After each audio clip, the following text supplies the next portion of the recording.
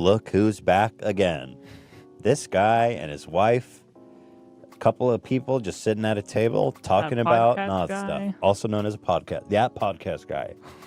Today's episode is sponsored by Mint Mobile, Felix Gray, Hims, and Robinhood. God bless them. And God bless you. Yes, you, watching right now. Me? No, Dan. Not Dan. Bless you too, Dan. Bless everybody. I'm blessing the world. Thanks, dude. Dan was watching back. No, that's how everyone felt, though. Touching souls here. Dan, bless you. Guys, give us a ring at 808 Hot Meme. One lucky caller will get a chance to play Know Your Meme. That's right. It's a special one. To win a brand new Samsung Galaxy S9 compliments of Samsung featuring Run for the Cube. Yes, Run for the Cube.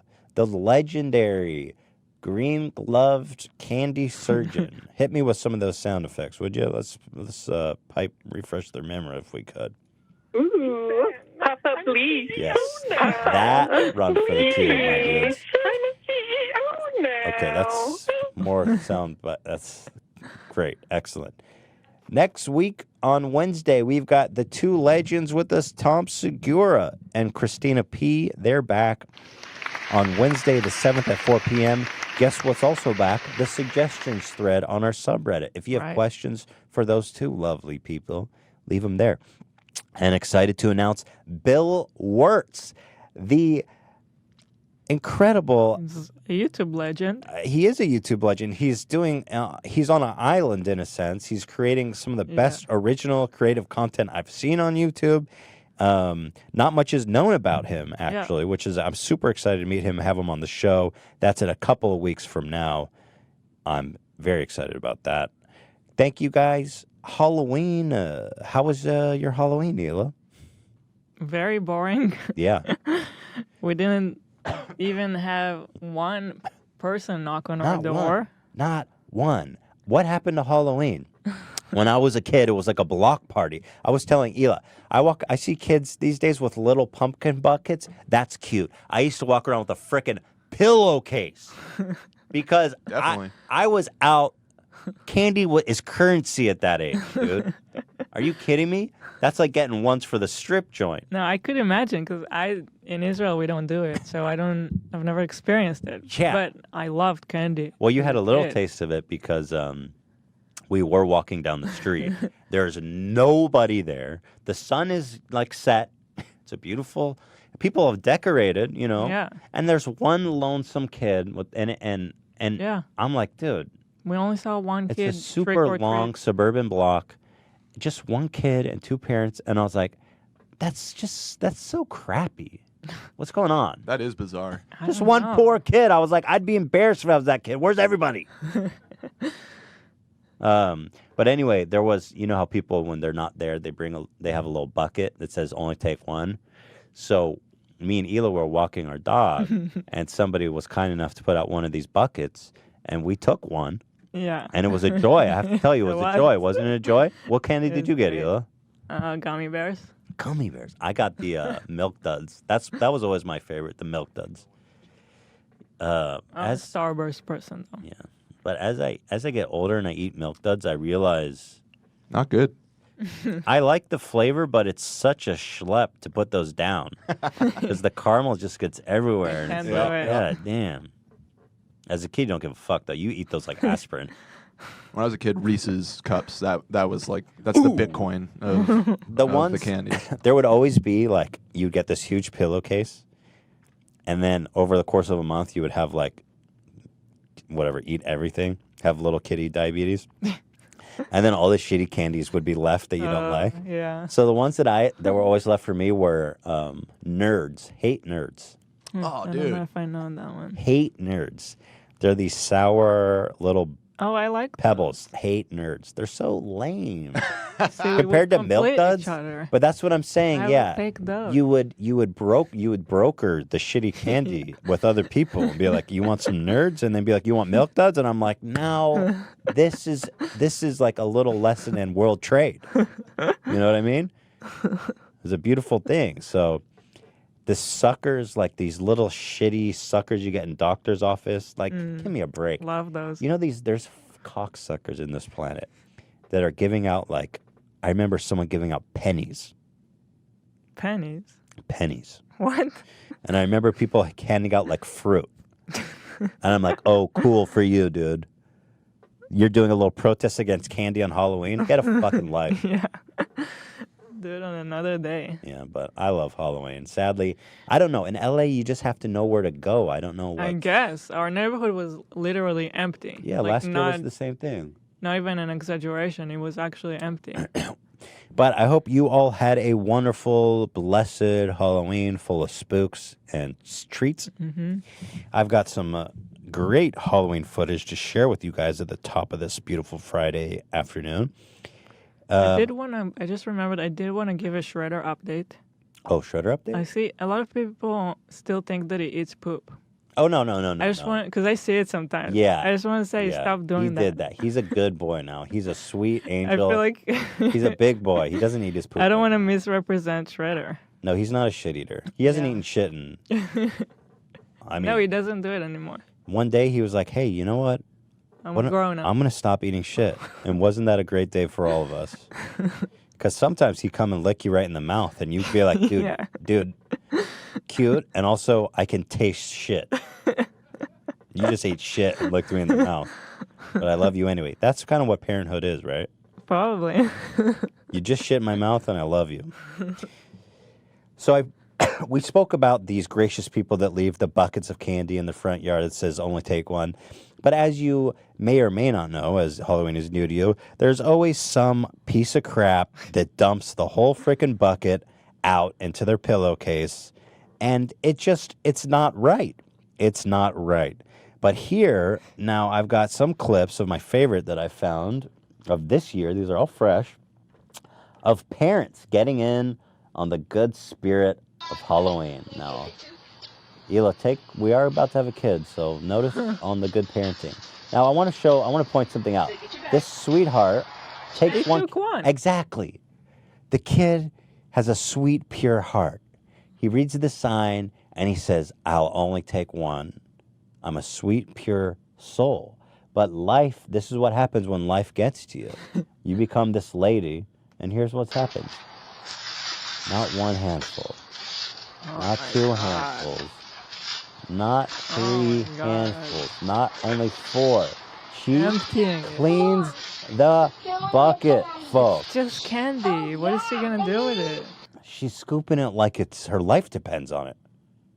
And God. The poor kid, like, that's the example that he has to follow. I know.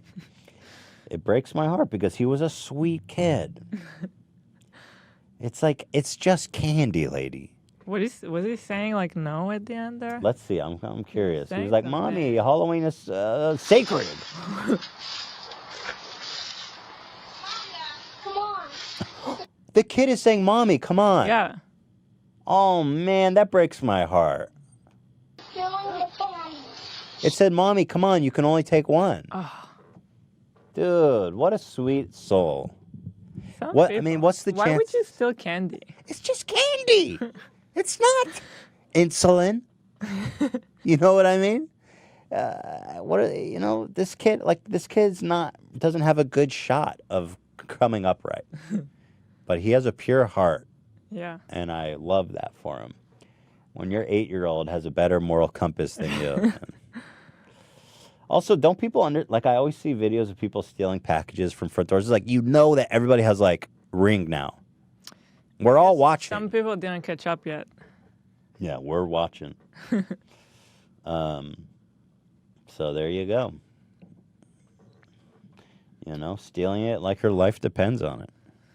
I saw one comment on the video that said, what are the chances the kid sees any of it, that candy? Yeah, I'm wondering too, because is it for her? Why would she care about candy? Just buy candy. You can get so much candy for like $1 at Ralph's. Yeah.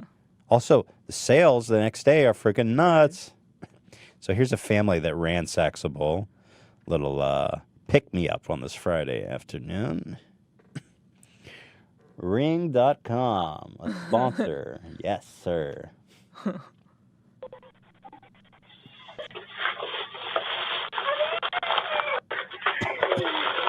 All right, son. Dude, it's like, goddamn. So this is a few years later when the kids got used to it. Now everyone is telling. But it's like, it's not a riot. There's not flooding. There's not a zombie apocalypse. It's some fucking There's Snickers someone in the bars. house. Look there. Dad's like, come on, let's go. You don't rob people on any other day. That's what you're doing. You're robbing. You don't go But steal did you shit. see what happened? They left the little girl, and they opened the door. They left the little girl to. Yeah. Ooh, that was awkward. I missed that. Great parents. Hila, take note because we have a lot to learn about parenting. I can't wait to ransack some. And then finally, on the theme of Halloween, this one is old, but Guys, gold. let me ask you this. Do you sometimes wish that April... And the theme of, dressing up in a costume. These guys were promoting a musical, a Ninja Turtles musical, and they started talking about wanting to bang April. And there's like all these kids there who are like Turtles mega fans, and I was just blown away by this clip. It's an incredible thing. Here, enjoy was a this. turtle? Whoa, definitely. Conceptually, that works for me. You know, I've been So what was the question? That April was a turtle? Do you wish April was a turtle? Conceptually, that works for me. You know, I've been Sexually, that works for me. Where you going? They want to run train on her. Myself up. I've been trying to talk her into an interspecies relationships for months now. Chill, man. And she won't do it, She huh? can't hold her breath. No, she can't do it. The biggest problem is she can't hold her breath long enough, you know? Dude, they want to run train on April. That's not canon. That is not part of the Ninja Turtles lore. Hey, April, you wanna have an interspecies relationship with all four of us? Too bad she can't hold her breath long enough. I'm gonna drown her in jizz. Well, because the turtles aren't in water. They don't, they walk around the earth. Did they mean that they stink? She says they can't hold her breath long enough. I assume he means because turtles are water creatures. I thought they mean because they stink. Why would she need to be underwater because they stink? No, to hold her breath. Oh. I don't necessarily They're not understand the underwater. implication, but it doesn't seem right either way. She can't hold her breath long enough. I assume because they're drowning her in cum. It's a bunch of fucking heavy sack turtles here. You know what I mean? Well, okay. Look at these kids. Look at these poor kids. Look at this kid's on the left. He is traumatized. I love that black sweater with the two. Yeah, that is pretty badass. I love that sweater. That's good. But this poor kid on the left, man, he's seen some shit that no kid should see. Hey! Because, every kid has a kind of a crush on April because she's kind of a hot cartoon character. And he probably wants to fuck April. And now all of a sudden he's got to imagine his turtle friends cock-blocking him. Yeah. He's ahead of his time. He's like, this is a Me Too one. Me Too moment. Donatello. Yeah. Turtles are going to perform their hit. Did you want to say something? I love the That guy- cameraman. I just wanted to That say kid that is like the disappointed. one thing... I love the camera work of that. The cameraman has such a presence of mind. Cut to the kids? Cut to the kids traumatized? Yeah. He looks like an adult, just like, damn. Donatello. Did you want to say something? I'll see you I afterwards. just wanted to say that 10 the seconds, one please. thing about the Turtles, being a reporter, it's hard for me not to analyze. And the good thing about these guys Is that they have huge turtle cocks. They might be turtles, but they're hung like a horse. So there you go. Happy Halloween, everybody. I am feeling better, by the way. Thank you for asking. Still have a cough that is just brutal. But let's talk about Hila, who's pregnant. Mm-hmm. How are you feeling? I feel okay. No morning sickness. No.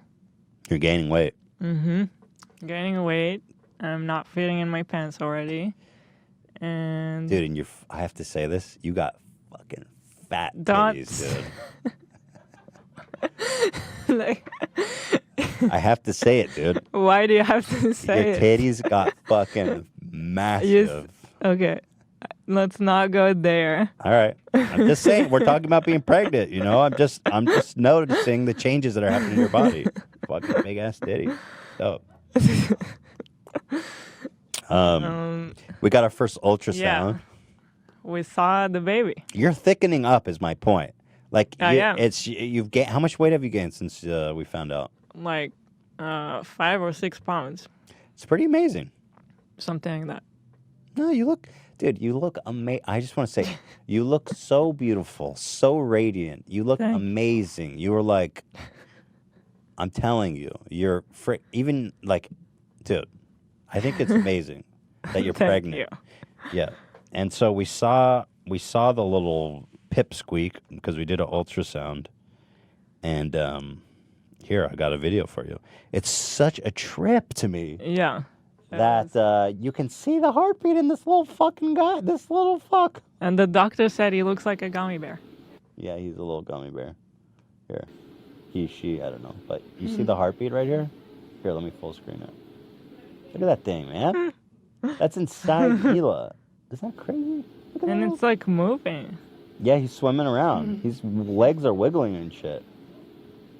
That's so crazy. So this is the head and the body, and the arms and legs are starting to form. And he's got a little heartbeat, dude. Man, look at him go.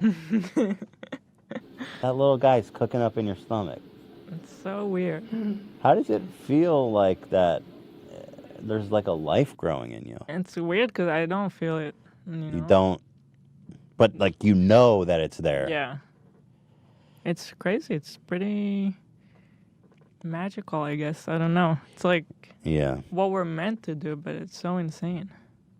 It's interesting how we're so removed from nature in a way that we find like birth to be so magical, but it is magical.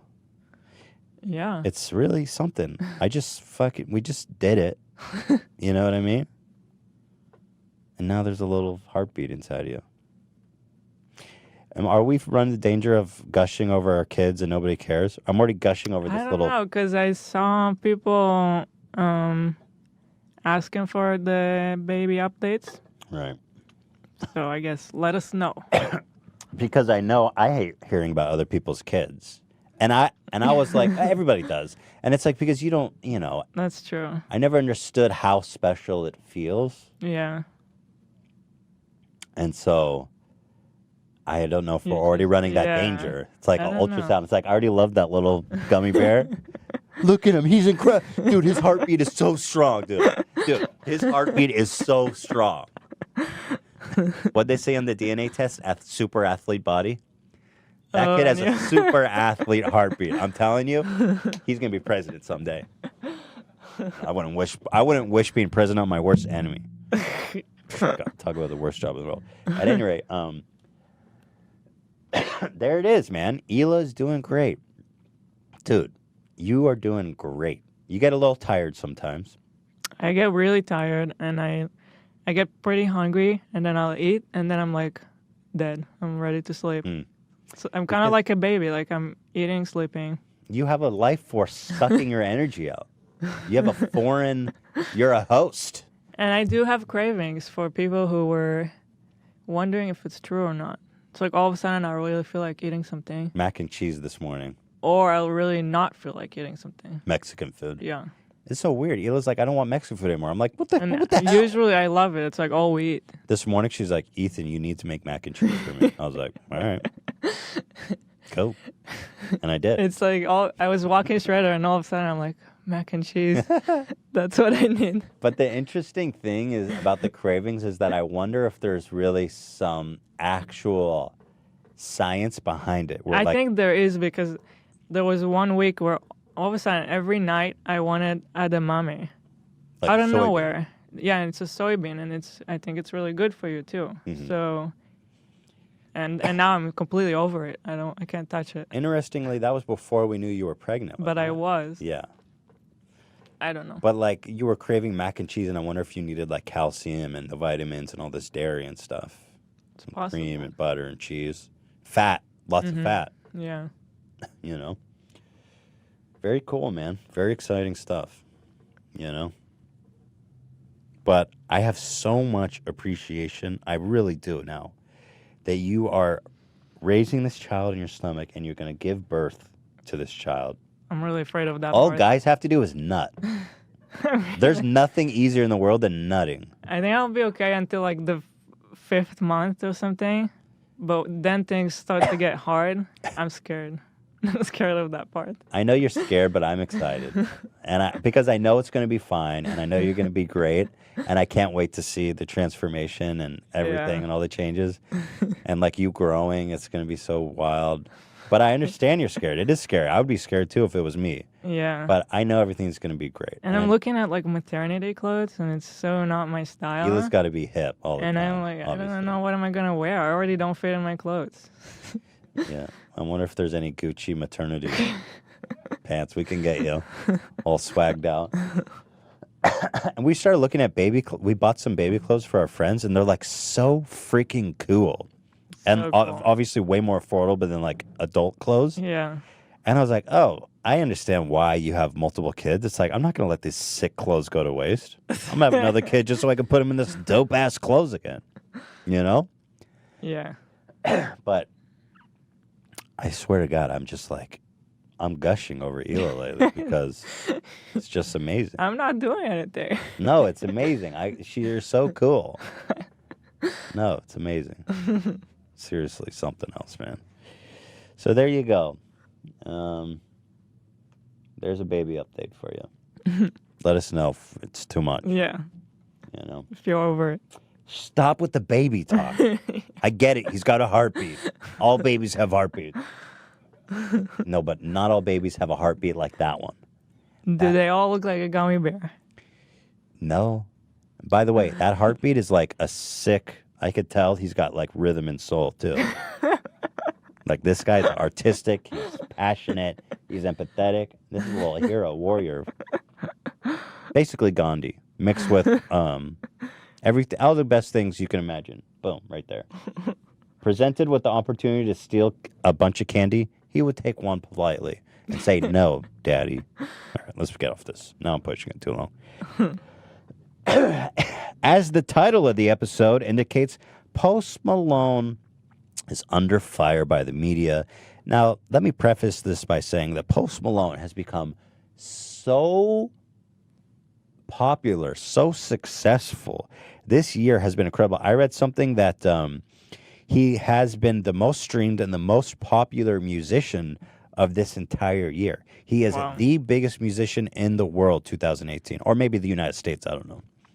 But like combined with his first album, you guys, broke Michael Jackson's Thriller That's crazy. record for being on like the top 10 Billboard for the longest consecutive weeks. Okay. Do we have no internet? Oh, I have internet. You do? I think so. Dan? I have internet. Oh, there we go. Thank Okay. God. We have a backup system for that. Yeah. Anyway, so Post Malone has been wildly successful, and I would say he has critics, but from the fans and the people that consume his music, He always had, beloved. He always had gotten a lot of shit. Yeah, he's gotten a lot of shit, but the people who give him shit are kind of like It's really these stupid. old guards. You Yeah. know, these, Yeah. But the fans, the consumers, he's beloved. Yeah. Because he's got such a great personality. He's such a chill dude. He he's just a great guy. There's no question about that. And He so never claimed to want to make anything more than just some good music. right, you know? exactly. And this article is exactly that's the problem apparently. Well, the problem that this author seems to have, and this is in the Washington Post, so this is a big reputable. This was shared with me by a lot of people, so I think a lot of eyeballs fell in this article. The problem he seems to have is that he's not woke enough of some sorts, or he sees Post Malone's success as symptomatic of all the problems in the world. And he makes all these grand comparisons to, like, conservative movement. It's very political. Yeah. He makes comparisons to him being like Donald Trump. The fact that he said he didn't vote somehow, like now we all need to judge him. Right.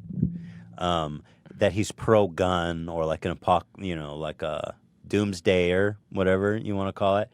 It's all, used to paint this picture that he's some sleeper, conservative, alt-right troll. I think is somewhat they attempt to imply it has this here. tone for sure. Because there's not really any proof to support that, so they kind of try to build this case using things that aren't really direct, right? Yeah. And so they don't really come out and say it.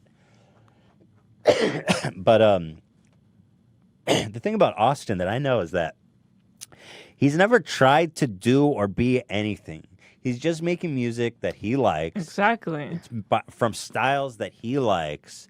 And everybody, it's like, if you don't like his music, if you don't like, it's like, I don't know. The thing about this article, like, it's interesting and it's worthy of analysis of, like, who he is and why he's popular now. But it's so mean-spirited. It's so mean. Yeah, maybe you should read some from the beginning. Well, let me show you, first of all. Here, let me pop this open. The video is so obnoxious. Okay, let's start with this. Post Malone, you think you know, but you have no idea.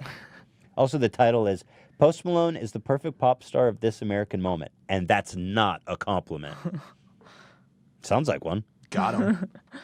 Sounds like a nice, why don't you just say what you want to say then? Yeah. Because the author, he or she, Jeff Weiss, is trying to make this point of, like, he's perfect because of Donald Trump and everything, and this is why he's... Mm-hmm. Yeah, let's watch this video. Thanks for having me. I'm just so, you're just so likable, and I really am interested in your story. Thank you, man. Thanks. You might know Post Malone as the SoundCloud rapper who went triple platinum for his debut track, White Iverson.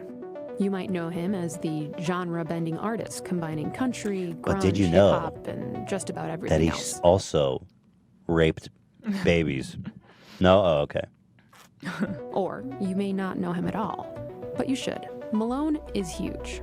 For context, his album Stoney beat out Michael Jackson's Thriller for most weeks in top 10 on the top R&B Why hip-hop is she saying it albums with chart. a tone of like Here's some more someone things died? that may surprise you and help In fact, this talentless hack actually dethroned Michael Jackson. you understand the artist a bit better. Born Austin Richard Post, he became Post Malone the same way Donald Glover became Childish Gambino, through a rap name generator. Malone wasn't always focused on Also, hip-hop. the music is very eerie. Yeah. It's like crunching the numbers. A little fucking spooky. Little something's wrong here. He learned how to play guitar by playing Guitar Hero. I started playing the guitar because of Guitar Hero. I felt cool with the controller in my hand, so I said, let me do the real thing. In high How school, he dare was he. part of a heavy metal band. He credits Bob Dylan as one of his major influences. Execs at his record company, Republic Records, have described Malone as the Donald Trump of hip-hop because, quote, things that should have killed his career have only made him bigger. So here they're trying to make an unjustified parallel between him and Trump. Things that should have killed him only made him bigger. I don't even know what they're talking about. This was one dude's quote, but they're just by being like Post Malone, Donald Trump. Even And though they say it again in another context Yeah. in the article. So, like, they're kind of almost subconsciously, in a way, being like, he is Donald Trump, and he supports Donald Trump, and, they make it like everything's got to be political. It's And like, he likes guns. yeah, They- it's like, they if even you're a say that. liberal, they say, like, if you're a liberal and you believe in resisting Donald Trump, then you should hate Post Malone. Yeah. And it's like, no, it's got nothing to do with politics. In 2016, he said he'd consider playing President Donald Trump's inauguration if asked. He Wow. also admitted he didn't That's pretty vote. much, it's like, in 2016, wait, I don't even, I guess yeah. what did he know about Trump back then? Like, No, but yeah, That's a but statement also, from- but also, if a president asks you to play the inauguration, fuck yeah! and it's Hell from 2 yeah. years ago too. He was, by the way, in 2016, his first album hadn't even come out. I think Yeah. he wasn't a mega star. Yeah. Every word he said wasn't dissected. Didn't seem like a play. Somebody asked him, he's like, "Yeah, I'd play." They're like, "Oh, this motherfucker, Pizzagate." It's like, God damn. For Trump? I didn't vote. Oh, he didn't vote. A no vote is a vote for Trump. He's not woke enough. How is that damning? He's fucking... Also, by the way, this interview took place when he was like 21. He's 23 now. Mm-hmm. Why? Making a political stand? Or? Our votes don't count. Malone is a Second Amendment No comment, by the way. They're just like, watch this. And then they go into he likes guns. Yeah. Watch this. He likes guns, you guys. Hey. Oh, we got mentioned here. Top comment. Watching this H3 vid right now. That's when people used to like us. Those were the days. Let's a large collection of guns. On the personal front, he's friends with Justin Bieber and has even opened for him on tour. Did somebody say Justin Bieber? Do you know he's Canadian? Did you know that he fucks babies in the ass? I don't know. He does not do that. But what is that? What is that? Like what? I don't know. Somehow they're turning everything into like having a negative tone, even though they're just saying like. Did you know that his accomplishments? He opened for Justin Bieber tour. Exactly. Showing him on Jimmy Fallon, like that's a problem somehow. Did you know that? Did you know that he has tattoos on his face, often associated with criminal gangs? Was it true that like Justin Bieber talked you into getting a tattoo? Yeah, well, I figured because we were working on Stoney, and then we had a tattoo artist come through, and then I was just like, you know what, Justin Bieber's got some tats, and I love you, but I know I'm way tougher than you. Why would they show that? He's kidding. He's obviously kidding. But like, what? So what is? They even cut it off before the laughter of the audience. So it's like what? No insidious. I just don't understand. So this is the video. This is the kind of preface. This tone. This sets the tone, and it's like, dude, what? So pointless. This video is entitled "You Think You Know, But You Have No Idea." So what did I learn? He likes guns. He didn't vote. He's friends with Justin Bieber. Wow. Let's send this guy to prison. Okay. Well, now let's get on with this. It's just weird to see such a like that's a hate piece, right? It's like as much of a hit piece as you can make without being like so obvious about it, because they construct it in a way that people who are sympathetic to them don't see. Right. We happen to be familiar with it too, so we see right through it. Exactly. Yeah. But it's very because a normal Washington Post obviously is a liberal leaning paper, and but it's like a reputable one. Right? Oh yeah, Washington Post is like on par with New York Times. I mean, it's one of the most famous newspapers in the world. Actually owned by your boy Jeff Bezos. By Amazon. But this is an op-ed. This is not like, I don't know. Yeah. It's probably got a lot of traction, though. I wonder if it has views or anything. But you know what? I'm going to read this article. It's time for a break, so do not go away. We're going to dive right into this and mount a defense of our good friend, sweet angel, Post Malone on this blessed Friday. See you guys soon.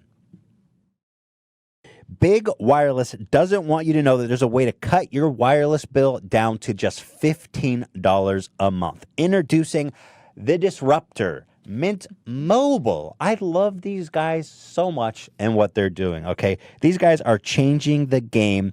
They are everything that's wrong with wireless providers, cell phone providers. We are talking about saving thousands of dollars every year without sacrificing quality of service. Mint Mobile changes the freaking game. They mail you a SIM card, you pop it in, boom, you are good to go.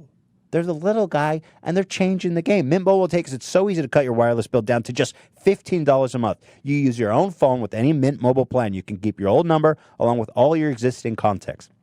You choose between 2, 5, and 10 gigabyte 4G LTE plans. No more paying for unlimited data that you'll never use. Every plan comes with unlimited talk and text. And if you're not 100% satisfied, Mint Mobile has you covered with their 7-day money-back guaranteed. You got nothing to lose to give them a shot. Ditch your old wireless bill and start saving today with Mint Mobile. To get your new wireless plan for just $15 a month, plus free shipping on your Mint Mobile SIM card, go to mintmobile.com/H3. That is mintmobile.com/H3. Cut your wireless bill to $15 a month. and get free shipping on your Mint Mobile SIM card at mintmobile.com/H3. I'm telling you, this is changing the game. It's just as good. They all use the same network. These guys are just hooking it up. You don't have to pay $100 a month anymore. mintmobile.com/H3. There's a lot of debate about whether if you're sitting in front of video games or computer screens can actually damage your eyes. And I'm sad to say that research is starting to show that the blue light coming from screens can kill you. No, I'm kidding. It not necessarily will kill you, but it can give you discomfort, dry eyes, blurry vision, or headaches. The discomfort is real from sitting in front of screens. And now the technology exists that you can keep your eyes fresh with a pair of Felix Gray glasses available with or without prescriptions. Let me tell you about this sweet little baby's Felix Gray. Come with a they filter out 90% of high-energy blue light and eliminate the glare coming off all the screens. So you can be the ultimate gamer broccoli assassin that I know resides in each of your souls. Usually it seems like a hassle to have to protect your eyes, and that's why most of us don't do it. But Felix Gray glasses are an easy fix. You pop them on, you can feel your eyes relax. And even as the action ramps up on screen, you're following the action. Guess what? Your eyes are chilling behind these beautiful blue light filtering Felix Gray glasses. And here's what's great about Felix Gray glasses. They filter blue light without the yellow lens tint. They are handcrafted from premium Italian acetate. That's right. Do you hear how fancy that word is? Acetate from Italia. In fact, it's pretty stylish too. Yeah. Felix Gray glasses are available in non-prescription, prescription, and reader versions. You got it all, folks. Here we go. Take down your competition with the help of some Felix Grays. Go to felixgrayglasses.com/H3 to protect your eyes today. With free shipping, free returns, you got nothing to lose. That's felixgrayglasses.com/H3. felixgrayglasses.com/H3. Listen, some of you are losing your hair. I know it sucks, all right? Here's the solution, forhims.com/H3. That's it. These guys specialize in keeping your dang hair before it falls out, okay? Because let's face it, if you're in the shower and there's hair coming out of your head, it's got to be, it's freaky. Let's face it. Get on over to forhims.com/H3 and let's do something about it. Because with science, you don't have to watch your hair flow down the drain like a scene from Psycho. Okay? Let's avoid that. Here's the deal. They've got well-known generic equivalents to name brand prescriptions to keep your hair. This is the real deal. Prescription solutions that are backed by science. There's no waiting room, no awkward in-person doctor visits. You're going to save hours by going to forhims.com. It's easy as it can possibly be. You answer. I'm speaking all over the place. Answer a few quick questions. Doctors will review and prescribe you. Products are shipped directly to your door, okay? Or right now, my listeners get a trial month of Hims for just $5 today while supplies last. See the website for full details. This will cost hundreds if you went to the doctor or a pharmacy. And who's got time for that anyway, when you can just go to forhims.com/H3. That's forhims.com/H3. forhims.com/H3.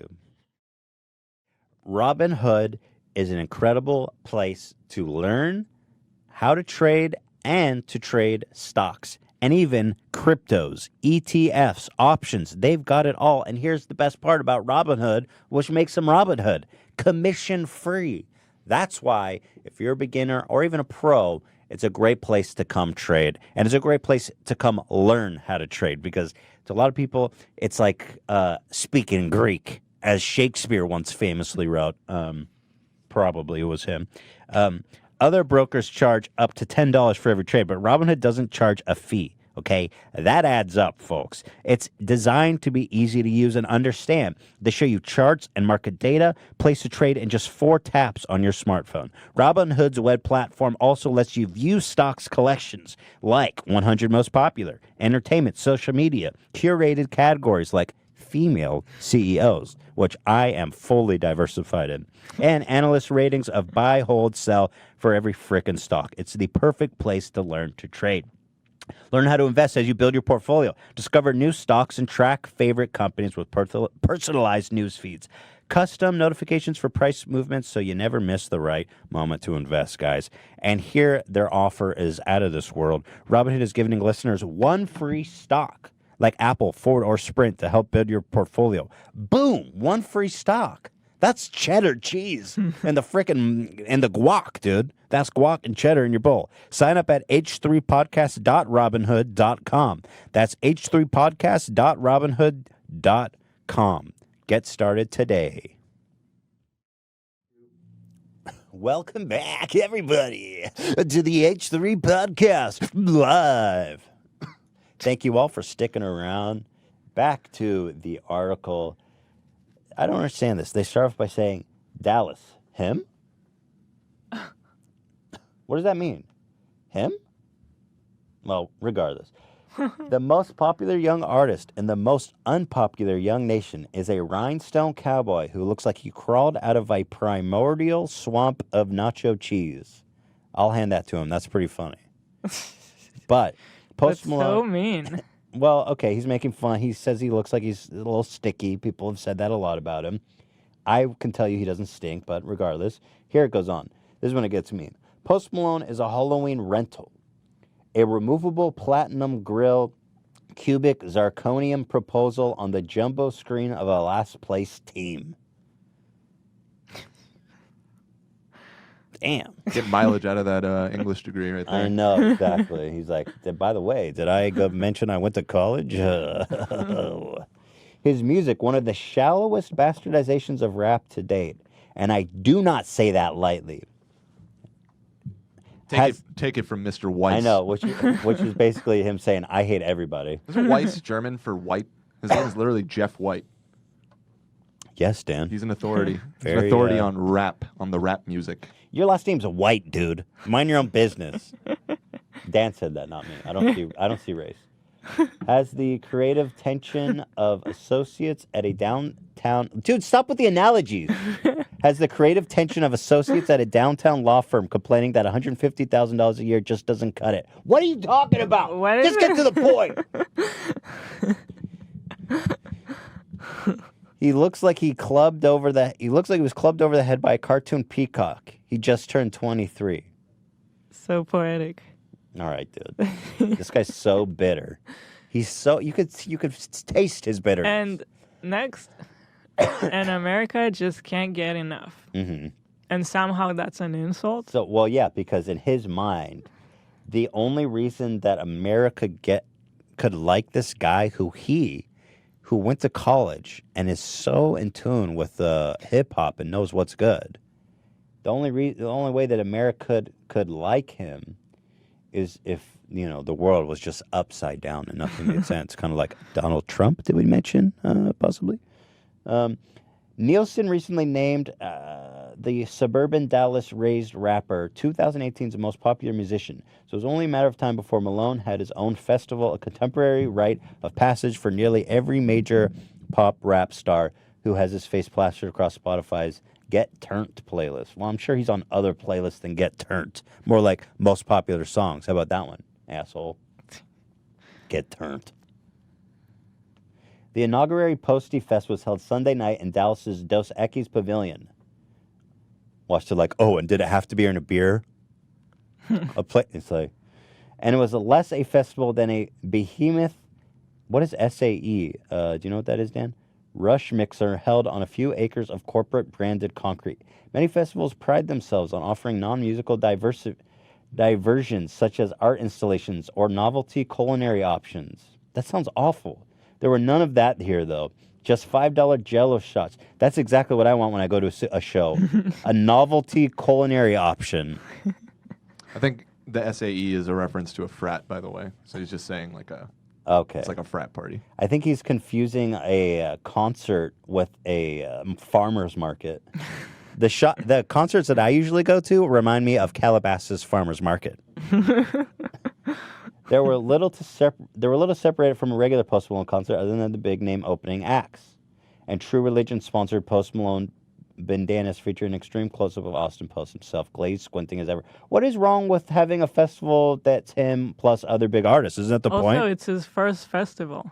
You know, it's not that easy to put together. It's pretty crazy he threw that together. So I know he was working on it a while. I don't know what he's comparing it to, but maybe in 5 years it would get crazier, you know? He's But like, honestly, compared to Lollapalooza, this thing sucks. There was no novelty arts and crafts stations. This should have ostensibly been a coronation. His unequivocal ascension to the A-list pop superstardom of mono-named visionaries. Dude, stop.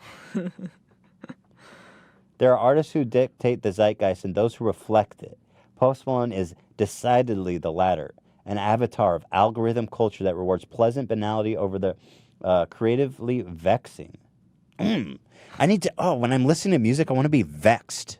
I want to be confused. Or it's like you're trying to figure it out. It's like, what does it mean? This guy needs to be thinking all the time. Sorry about my cough, guys. I'm still getting over this illness. At his own festival in his hometown, he had the opportunity to lucidly state his mission and values. Instead, he revealed himself to be Jack Johnson of the 808s and nakedly grafted hip-hop slang. I love that he's like running for office. Okay, guys, here's what I believe. He's like, he didn't reject Trump and tell everybody to vote. You know what I mean? That's kind of what he's saying, right?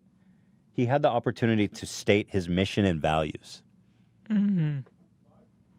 Like, I feel like that's what he's Right, saying. yeah, that is what he's saying. He's like, unlike Jay-Z and Beyonce, who say they hate Trump and urge everyone to vote, he didn't actually want to say that. But that, you know what? The thing is, that is kind of why he's popular, and I'll tell you why. Because young kids, they may already have their mind up, and they may be politically motivated, but this article is part of the problem in that it politicizes everything. Yeah. And Post Malone is decidedly unpolitical. He said, even 2 years ago, he doesn't vote. And he's a young guy, okay, first of all. But, like, it's nice. It's nice to separate politics from some fucking things. Yeah. Because it's literally everywhere. You know what I mean? Yeah. You don't need to be preached to all the effing time. And he's doing it as a decision. That's what he wants, and people like it. Yeah, because he's trying to have fun. Because the point is that he's trying to have fun, and that's his personality. When you hang out with him, you don't have a political conversation. Well, it's just yeah, but Hila, you basically today, right now on this live podcast, have the opportunity to lucidly state your mission and values. Right, and I'm so not. What do you believe in, Hila? Or are you just a naked, grifting hip-hop slang? By 9:30 p.m., Chance of Posty filled the amphitheater. 15-year-old blonde girls in Daisy Duke. So this guy was there the whole time. I guess he was there just hating every minute of it. Like these, these YouTubers that go to Jake Paul concerts. Yeah. Although those guys are at least having fun, kind of in a way. This guy's like back there with a notepad, like, look at all these young kids having a good time. He didn't even state his values. He didn't even give us his mission statement or his values. He didn't even tell me to vote. Post Malone did not once tell me to vote. You know? Fucking asshole. This guy has no friends, by the way. Maybe he does, but they're all like, I have a feeling when they have dinner parties and for dessert, they all lay in a circle, nose to ass, and fart in each other's face. It's like a snake. Like, okay, you guys ready for dessert? Let's all get in a circle, and then you put your nose right in your partner's ass, and then you fart dinner back into each other's face. What? Because they like the smell of their own farts, is the joke. Mm-hmm. Arrogant is what I'm trying to say. By 9:30, Chance of Posty filled the amphitheater. 15-year-old blonde girls in Daisy Dukes and champagnes and blunt shirts shrieked as if Post Malone were next to the lineage of Backstreet Boys. Girls that I wanted to fuck, but sadly would never have the opportunity. The Jonas Brothers or One Direction. The main difference this time is that they honored their hero with matching temporary face tattoos, barbed wire on the forehead, a knife-like crucifix on the cheek, and his trademark phrase inked in cursive, "Stay away and rest easy." Temporary face tattoo. Yeah, I know. Bunch of gang members with their face tatted. Rose in Troy Aiken jerseys and Beer Bong Bentley March merch grunted with simian glee. 20,000 people rocketed up, stood on their seats. For a brief moment, there was the palatable fear of being stampeded to death at Post Malone concert, which, of course, requires the deceased to be buried in a race car-shaped coffin wrapped in the Rockstar Energy drink logo. Dude, are you trying to be funny? 3 Eminem songs served as his intro. Oh, I love that they make this about race. Watch. Presumably a tacit nod to his fandom, but also a heavy-handed reminder that Post Malone is the most popular white guy in hip-hop since Marshall Mathers. Who the fuck criticizes Eminem? At the moment when the hysteria seemed in danger of waning, Post Malone took the stage to deafening cheers, scorching jet flames, and billowing clouds of smoke like a Groupon version of a Kiss concert. In 1975, a Groupon version? First of all, What Groupon, does that mean? there's no Groupon version. When you get Groupon, you go see Kiss. You get a discount. You get a disc. You see Kiss. Your analogies are all twisted, buddy. You should have said a dollar store version. Yeah. Because Groupon gets you into the show. That was a weird one. You know what? Maybe you need to go back and finish your degree. Big shot. Groupon version. Sipping from a red Solo cup, he soon began slurring. Too young. It's like he's not. He makes it sound like he's so drunk he can't say anything. Too young. He does talk about that. With a voice like bong water bubbling and the casual misogyny of a member of a red pill subreddit. What the fuck? Well, come on. So here you go. A direct connection to like some alt-right red pilling. Yeah. It's like, dude, that's in your mind. That's not what's there. I actually can't read it because he bleeped everything out. My whip fast. My bitch bad, I guess. I skr, that coop fast. My coop fast. Your bitch no. My bitch slow. She do what I say so, and she always keep me on my toes. Those lines are as good as any representing what Malone is working on a lyrical level. Well, I have to say, if he's picking out the most misogynistic, red-pilled lyrics, that's not that persuasive because that's gonna be a real task to start like looking at lyrics of hip hop. Yeah. So, yeah, I mean, and the truth that like Kendrick Lamar, who is applauded by all, has a great line from his new album where he says he fears being judged by his most base lines, you know. And if this is the best you could find, dude, that's really not convincing me that he's a red pill subreddit. You know. On recordings, his falsetto is afforded a modest 4-cylinder strength, but on stage it comes off slurred and sloppy, switching like roadkill. Twitching like roadkill. Limp off-key notes underscored by a booming backing track that operated like a life preserver. I'm going to get effed up tonight. Who is effed up tonight? If I forget the words because I'm too drunk, help me sing along, he told the crowd. It's the same applause line that he used at Coachella. His entire set list was essentially identical to what he played at every festival all summer long, right down to the monosyllabic, curse-laden, between-song babbling about haters and the importance of raking out. That's what's called a set. Isn't that pretty normal? Yeah, that's what's called a set, dude. If you're like, he's been doing the same thing for 10 years, that might be interesting. Yeah. He's been doing the same thing all summer. That's 3 months. It's called a set. He tours a lot. You gotta know, you got a set. Did you guys hear that the Rolling Stones played Paint It Black at their concert? It was unbelievable. I love that. Post Malone dared to come out with a set. When I go to festivals, after I'm done with my arts and crafts booth, I like to enjoy spoken word. It's different every time it's performed. As if the people coming to a show don't want to hear the freaking classics. And by the way, the guy has 2 albums. It's all there. Mm-hmm. You know what I mean? Even if his voice barely slithered past the 10th road, it doesn't matter to fans who knew every word. They were there to commune to songs such as Better Now, his latest anthem, and Interchangeable Heartbreak, presumably made for streaming at the Wahoo's Fish Tacos kiosk in LAX. What? The problem isn't necessarily that it's crass, but that it's meaningless. I thought he was crass. I thought he was a red pillar. It's not that it's stupid, but it's vacant. It's the losing difference between appropriation and outright theft. Woo! So there he's actually accusing him not just of a cultural appropriation, which is a high charge enough, but outright theft. Damn! And by the way, this music is only fit for streaming at Wahoo's Fish Taco Kiosk at LAX. Did he get a kickback from the taco kiosk? This guy's involved in big fish taco kiosk money.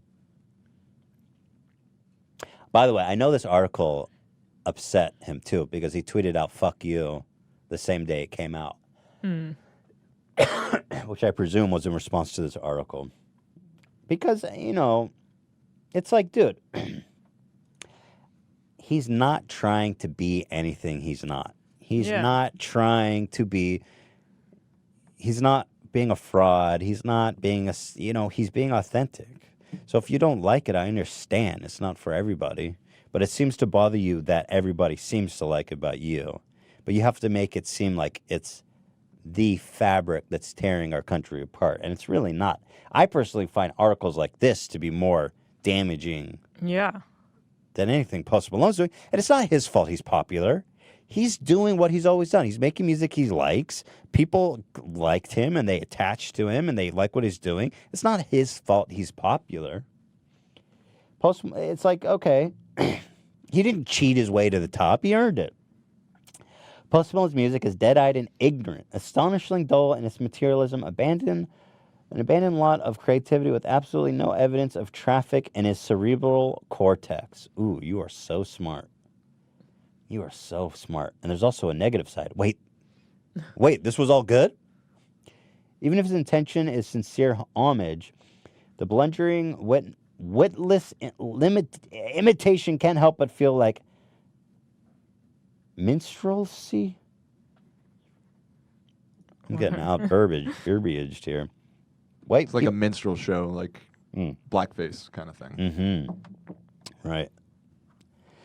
While people will inevitably appropriate the most culturally relevant music genre, one that's becoming almost intrinsically bound to the modern conception of pop, but it's not asking too much to attempt modest synthesis or the incorporation of a single new idea, or at least to not be so grotesquely desolate. We went from Eminem to Cheddar Bob. Shout out to Cheddar Bob. If Post Malone were black, he wouldn't have sold half. He simply wouldn't exist. There you have it. Right here from Bob Weiss. More and more. We don't have to necessarily read the whole thing. Yeah, you get the idea. Yeah. But I just think it's just, you know. It's a little dramatic. What's most damning is Post Malone's bloodless abyss of soul and funk. How do you have a bloodless... attempts at being emotional feel like hollow gestures. It goes on and on. I'm surprised there's not a bullseye on his head. You could go to right here. Up. Post Malone's problem? Yeah. Post Malone's problem is that he isn't a bad person or even completely untalented. Thank you. Thanks, man. A little talented. Listen, I'll admit this. You're not completely untalented. It's that he stands for nothing at all. I think almost in a way, good for him. You know? Because music doesn't need to be political. Yeah. Not everything needs to be political. He's an entertainer. That's supposed to be an escape. He can afford to feign the swagger and cool of hip-hop when it's convenient and opt out when it's time to see who's riding for the cause. It's always been a fairly straightforward compact when it comes to hip-hop. If you're a white person eating off of what has historically been black culture, you have a certain obligation to repay that creative debt. Eminem continues to attack the hypocrisies and contradictions that allowed him to leapfrog equally gifted artists. That's a strong statement. Macklemore may have lacked subtlety or rudimentary understanding of when to share text messages, but there are no questioning his dedication to confronting his white privilege. Even G-Eazy, repeat, even G-Eazy, dropped out of that racist H&M advertising campaign. So here you have it. You know, what more can you say? Yeah. Post Malone so perfectly represents his idiotic currents that have carried us into this present cultural submersion, where an objective notion of the truth has been systematically muddied. What? That's not a stretch. Like, come That's on. not a Like, stretch. Trump lies, therefore Post Malone is popular. God damn. Facts are This negotiable, and any hint of criticism, be it for lacking integrity, dignity, or talent, can be brazenly dismissed as the pitiful cries of haters. So congratulations, I guess. Who allowed this to happen? What hole in the system allowed this greasy, discarded barbecue rapper to prosper?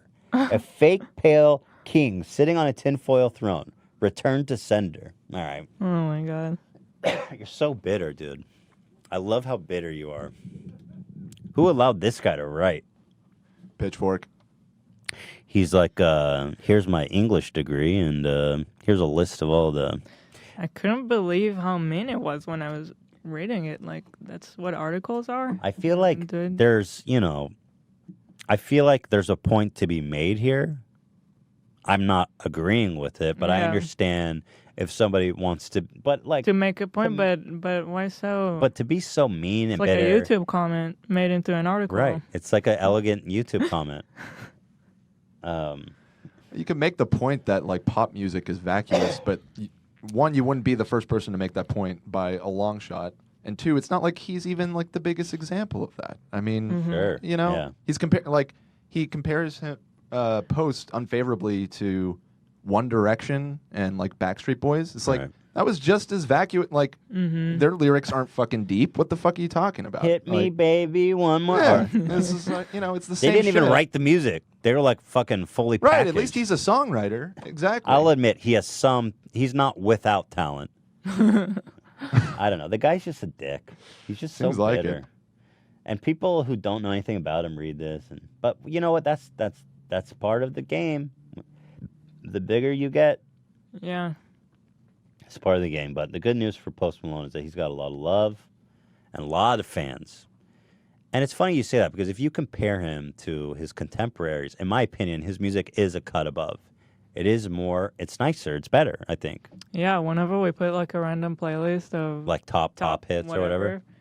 Well, I can't stand most of them. Yeah, I agree. I mean, and again, he makes it seem like he owes a debt to hip-hop. And again, that's a whole theoretical debate. I don't know. But also, what? if you're going to talk about that, his genre is not exactly hip-hop. Exactly. He's not really a rapper. A merge of He doesn't a lot rap. of stuff. He doesn't, actually, he doesn't rap. Yeah. He doesn't rap. He said, even in the video, they say his biggest inspiration is Bob Dylan. Yeah. I mean, he's closer to rock and roll than he is like hip-hop rap. Or like R&B, maybe. I don't know. But he doesn't. Anyway, whatever. So there you go. I read that and I was like, damn, this guy's a dick. Yeah.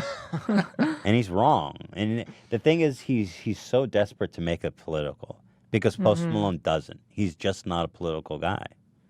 And they hate that. So if anything, you're the problem, buddy. How many musicians are political? I mean, they're... A lot are. I mean, a lot but a lot aren't. A lot of them are apolitical. A lot of them just want to stay out of it. Well, the problem is that he's poses with guns. Spooky. And he's from Texas. Extra spooky. So, like, a lot do speak about... It's part of this whole, it's so obnoxious, man. Like, let people be apolitical.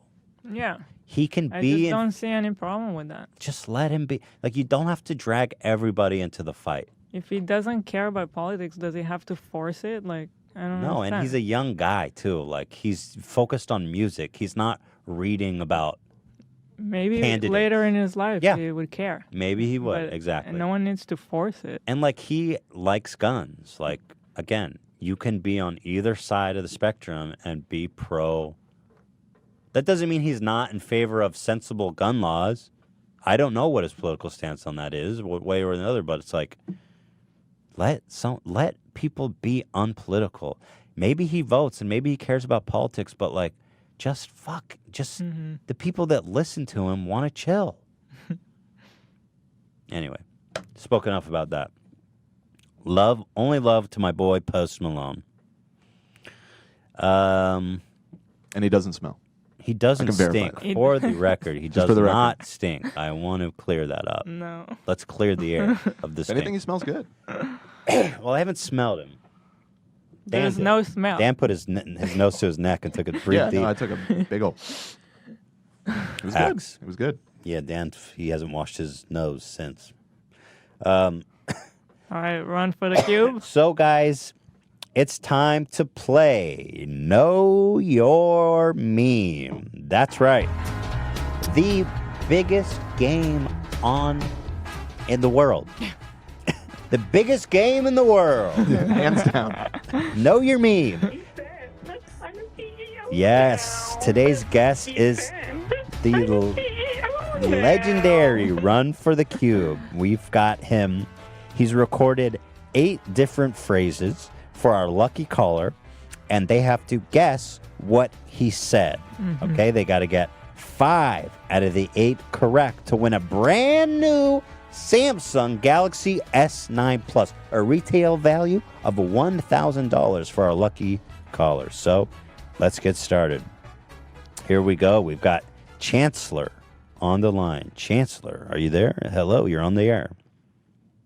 Oh, yeah, I'm here. How's it going? Chancellor, Hi. are you feeling lucky today? Are you familiar with Run the Cube? Run for the Cube. Yeah, I'm feeling lucky, pimps.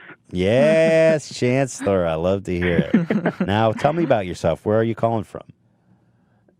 Well, I'm in Tyler, Texas. All right. And do you think, you know what? I was going to make a Post Malone thing, but let's not get political here, right? I like Posty. Go on. Yeah, no, I like Posty too, but I think I just talked about it for like 45 minutes. Now, tell me, have you watched a lot of Run for the Cube videos? Are you familiar with his style, his delivery? Well, without you guys' video like 4 years ago, I would never have known about him. But Yes. I've seen a little bit of him, but Let me actually You know. familiarize our audience with Run for the Cube really fast for those who aren't. Oh, wow, this one has 13 million views. Wow. So he only shows his yeah, that's the hands. gummy run. That's right. That's his classic. He only shows his hands, green surgical gloves, and he takes a scalpel and tweezers and dissects them as if they were living creatures. And the cadence of his voice indicates that he has some sadistic pleasure in it. Let's hear it. Nice is Run for the Cube. Today we have a G-line, B-line, Pete Rat, Gumai, Candai. Yes, G-line, of course. B-line. We love Pete Run Rat, for the Gumai, Cube. Here he's dissecting, he's petting it, boy. and he begins to dissect the eyes. Here, let me jump ahead. A strong. He's obsessed with eyeballs. Could all you times eyeball. Yes, very bizarre stuff, if I can speak frankly here. I wonder And now he's doing brain surgery. So there you have it. That is Run for the Cube. As I said, Run from the Cube is more accurate in some cases. But with that being said, Chancellor, are you ready to play? Yes, I'm ready. All right, hit me with the tension. Let's start from the top. Oh, no. What is he saying? Here we go. Are you crazy? Are you out of your mind? Are you crazy? Are you out of your mind? Chancellor, what did you hear? Do I have options or? You what do you think? I'll play it one more time We for you, didn't Chancellor. plan on options. The thing is, if I give you multiple choice, it'll be too obvious. So the guy speaking English. You just got to hear it and tell me what he said. Barely. I'll play, Chancellor. I'm going to play it for you one more time, okay? Okay. Here we go. Listen closely. Are you crazy? Are you out of your mind? Are you crazy? Are you out of your mind? All right. What did you hear, Chancellor? Oh my gosh, gibberish. All right. I thought he said something about "Are you crying?" at the beginning. I'll give you a hint. But the Colby second phrase he Person. said- Colby Person is your hint. Oh, are you crazy? Are you? Out of That's your right. mind? Chancellor, coming on the board strong. Great job. Thank you know. so much for that hint. Yeah, of course. Hey, come on. We're in this together, okay? We got to navigate this together. Now, let's move it on to Yes. round 2. Are you ready? I'm ready, as I'll ever be. All right, here we go, Chancellor. Well, he said, great movies, Kite oop, proud of you. Wow, Ethan, great movies. Keep I oop, proud of you. Yes. What did you hear? Can I get it one more time? Oh my God. I thought this would be easy. Did you pick out any words? Any words? I think I heard Ethan in there and Okay. something about views. Here, I'll give you a hint. Michelle Obama. If that doesn't give... Yeah. Wow, Ethan, great move. Let's play it one more time. You want to play it again? Yeah, now that he knows. Wow, Ethan, great movies. Kite oop, proud of you. Maybe it's because I have... Okay, yeah. I see it written, so Yeah. maybe I know. Maybe it's Yeah, Marvel's. it's one of those like optical illusions where if you Right. see it and then you hear it, like Right. the one that was the meme. Anyways, Well, here we go, because I thought those two were going to be easy, and this is the one that I thought was going to be hard. That was the starter Those were level. the freebies. All right, well, you got 2 Oh, points. no. You only need to get 3 more right, so you've got all the chances in the world. Okay. Here we go. Here I'm Micah Rocky. Just buyuked. Nice new Lamborghini. Here I'm Micah Rocky. Just buyuked. Nice new Lamborghini. What do you got? I'm here in my garage. Just bought my new Lamborghini. Wow. Yes, there we go. I can't believe he got that one. That seemed hard. You're understanding. getting You're entering the cube. Yeah. Put on I your wanna go green from the shirt. cube. Yes, as all of us do. We love run for the cube, and I hope you have your green surgical gloves on and your scalp are ready because we are moving on. Here we go. I love you. Bite connect. I love you. Bite connect. That's a toughie. Is it? Can I get it one more time or a hint or something? I think I might have something, but Well, what are you thinking? well, I heard I love it, I like it. Mm-hmm. And where does that lead you? There was more. I thought that's all he said. There was 3 words. Okay, I'll zap you with it one more I time. love you. Bite connect. Here you go. 3 words. I love. It's 3 words. I love. Time is running out. Tension is on. There's no hint. I love. I gave you 2 of the 3 words. That is a hint. Here we It's all go. related to Meme? videos we've made. Yes. So all related to his Here, video. one more time. Our videos. Bite connect. All right. I think we're out of time. Do you have a final answer? Yeah. Okay. I love memes. That's all I got. So the real answer was I loved BitConnect, made famous by, of course, Carlos. Oh my gosh. I love BitConnect. Do we have that? Yes, exactly. Exactly. But that's okay. You're 3 out of 4, which is very good. That's a excellent record. Here we go. This one is going to be tough, so listen closely. As if you are performing surgery on a rodent's eyeballs. It will take attention and clarity and focus. So here we go. I wipe it from the front. I wipe it from the front. Wow, Ethan, he's more like you than he thought. He said I'm wiping from the front. Yes! Chancellor is on fire. All right. Yes, he is, of course. He is, as all good men are, wiping from the front. That is right. It's incorrect. You want to lift the balls and perform a scooping motion, as we discussed at great length. With those gloves. Yes, with the green gloves. So what are we at right now? I believe you're at That's 4 to 4 out of 1. I 5. mean, he needs 1 more. He needs 1 more. All right, I got to tell you, All right. because there's come on. there's 3 more. So Okay. We got a lot of chances. We got a lot of chances here. So Don't fuck this up. Here we go. Do you need Large chances. are you looking forward to getting a new Samsung? Do you need the phone? Yeah, kinda. I dropped mine and cracked it up pretty bad recently. yeah. So Yeah. Is it an iPhone? no, it's a Note 8. Okay, you're in the club, so you're I'm already in the Samsung gang, but it's yeah. well, Its days good. are up. We're gonna get rid of that. Hopefully, you got 3 chances left. Hopefully, yeah. We're gonna lock this down. As record, I will say in your favor, nobody has ever lost a round of Know Your Meme. That is totally not by design at all. Not at all. All right, here we go.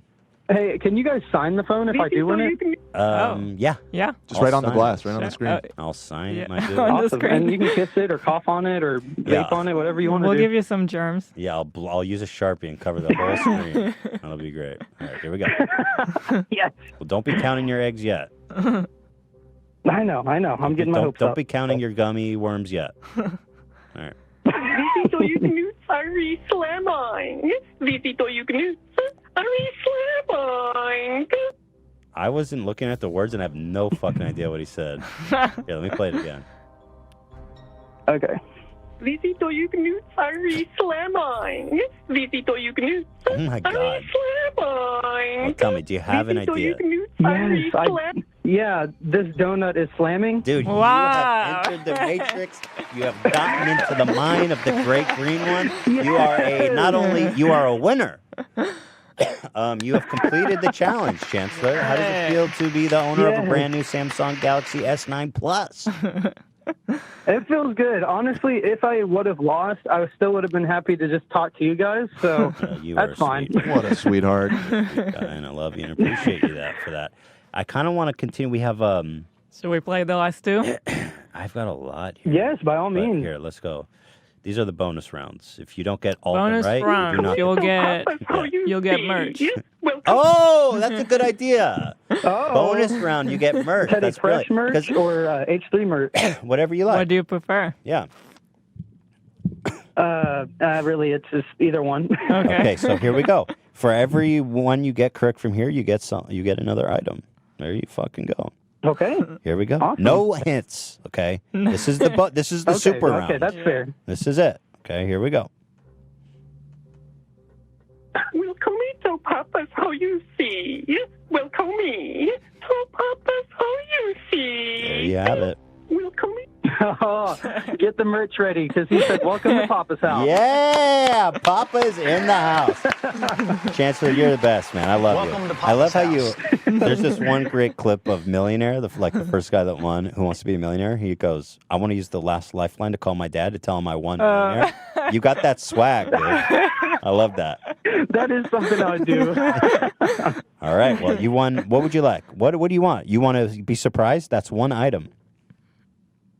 Well, let's go ahead. I'll pick this one, and then if I win the second one, then I'll have you guys surprise me. Okay. I would love to have one of the fascinating shirts. Do we have one of those, Dan? We can probably I find think so. I one don't in think we the can dig office. one up. Hey! All right. Here we go. Win another item. Are you ready? I'm ready. Let's Here see we what go, I can do. Chancellor. You're crushing it, man. You're crushing it. Here we go. I'm trying to click it. There you go. Will you like it to play a quite gammy or a quite case? Will you like it to play a quite gammy or a quite case? It must be No Close Family Day because he said, "Can we play a quick game for a quick kid?" That is right. Wow. What a legend. Yes. Chancellor, the huge winner, the big winner here today. Absolutely crushing it, taking it to the bank. Chancellor, wow. Such an exciting day here today on H3 Podcast. So much happening, so much excitement. So proud. Tell me, what are you going to do now that you've won? Are you going to Disneyland?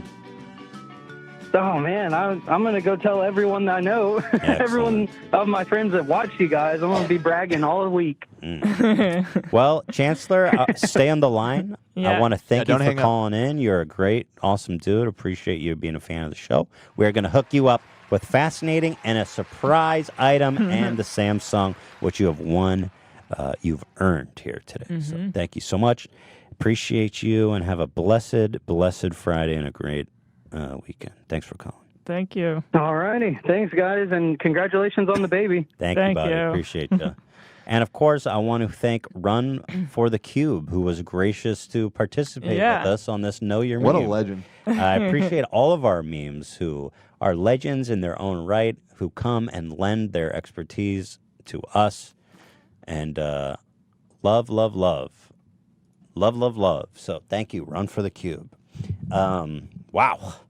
That was thrilling. Shoot. It's always really fun. I love those. I can't believe that we got him. Yeah, I know. Like, all the people. He's like... Run for the Cube. That's right. We've got a lot more to get to. My goodness. We've got quite an episode here, my dudes, on this Blessed Friday. So next up is the... Oh, we've got the mom. Let me see here. I've got Kanye, but actually we were going to do the teacher suing her student. Let me do that first. And then we'll have Ian hop in here to give us a Kanye update. Kanye moves at light speed. A lot goes on in that man's life. So this is a story that blew my mind. And listen, this is not like a social justice thing. I'm not, that's not my angle here, I want to say. I'm genuinely confused by this. I'm perplexed. I'm vexed, in the words of the great Bob Weiss, who wrote that article about Post Malone. I like to be vexed at my concerts. I like to be like that when I relax and listen to music. So this video's on BuzzFeed, and it is about a teacher who is suing, I believe the age was 13, still suing her 13-year-old student for making fun of her in class. For being gay, I guess. I don't know. It's really hard to tell from the video, but it's so strange. The whole story is so strange, and I just find it bizarre that BuzzFeed is taking this approach like they're doing a journalistic video, but it really doesn't answer any questions. It doesn't, yeah. And it's a wild ride that I want to take you guys on. So with that being said, let us enjoy I Was Harassed by My Student for Being Gay on BuzzFeed Video. Do you have with your students? I really care that we accomplish whatever we're set out to do, but I'm also the first teacher to volunteer to get a pie to the face or an egg cracked on my head, like whatever it is to reward students. One of the highlights of my job is the fact that I probably laugh, cry, like at least once a day, because teenagers are funny, and if you let them be funny, they're really fun. What's that she's drinking? Pellegrino. Wow, it's fancy. For a school teacher? Wow. I mean, obviously, you have to note that she looks the part. You have to note it. I mean, we're all thinking it. Just saying. She has a look. She has a specific look. Okay. Moving on. Don't have to note it, but you I mean, the thing is that we're all looking at her and being like, all right. You know what I mean? Yeah. There's something going on there. She's got a specific look, you know? That's okay. Like if I saw someone walking around in like a Pikachu hat and like a reflective vest and huge pants, I'd be like, oh, that guy's a raver. You know what I'm saying? She's got a look. That's all. My name is Amy Estes. I'm an 8th grade English teacher. I've been teaching for about 12 years now.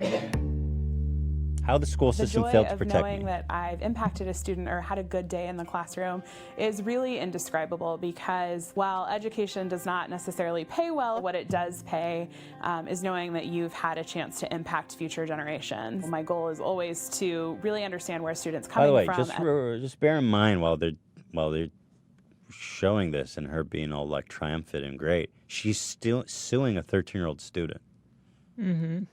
I just find that that dichotomy of like those two things. Yeah. Like, you're suing a 13-year-old? What the fuck? As a person, not just a test. I don't know. This is so weird. I guess because he harassed her, but the examples she gives doesn't seem that bad. It's more like for bullying her, not harassed. I guess. But I guess let's let the But I don't know, how do you sue over that? Apparently you do. Score or a grade. My story begins at the start of the 2017-2018 school year. I had several students approach me privately out of concern to let me know that a former student of mine who was following me on Instagram because they wanted to keep in touch with me had taken a photo of me and my partner and posted it to her Instagram and let my current students know that I was gay. Prior to that, I had never discussed my sexuality in the classroom intentionally because I know that I teach in a very conservative climate, and it wasn't something that I felt I needed to share right off the bat with students. As the year progressed, students continued I mean, that's to rude. approach me. Follow somebody and picture them with their partner. Yeah, and I can imagine that's gotta be hard to be a gay teacher. And You know, it's so weird. When I was a kid, there was no social media. Like, I can only imagine like stalking your teacher and taking photos and then sharing it with all your classmates on Instagram. Like, God, that's messed up. And kids can be mean. So. Oh, kids are straight up evil. Especially 13. Shoot, that's like the most evil age. Absolutely. Every 13-year-old is a freaking psycho. I mean, the worst thing I ever did to a teacher when I was in high school, I think it was our principal because he was such a douche. We like TP'd his house. It's pretty bad. It's not that bad. Should have sued your ass. It's not that bad, is it? I've never done that. It's not that bad. We followed him home and we're like, we found out where he is. We're gonna TP his house. Shit, I did what they're talking about in this. I took pictures and. You serious? Really? Yeah, but there was no fucking MySpace or anything. That's what I was saying. You couldn't, do anything. What did with you it. take photos with? I had a camera when I was a kid, and then we'd just like draw nasty shit on it and make fun of the teacher. Sure. But this is like amongst friends. This isn't like sharing it with the world. If you drew a funny picture of a photo and then everyone at the school saw it, Right, it it'd just be like, amplifies it times 1,000. Right. Ay. So anyway, I'm sympathizing. Me to let me know that this was really a hot topic on the internet. It was a hot topic on campus, and people were continuing to discuss it.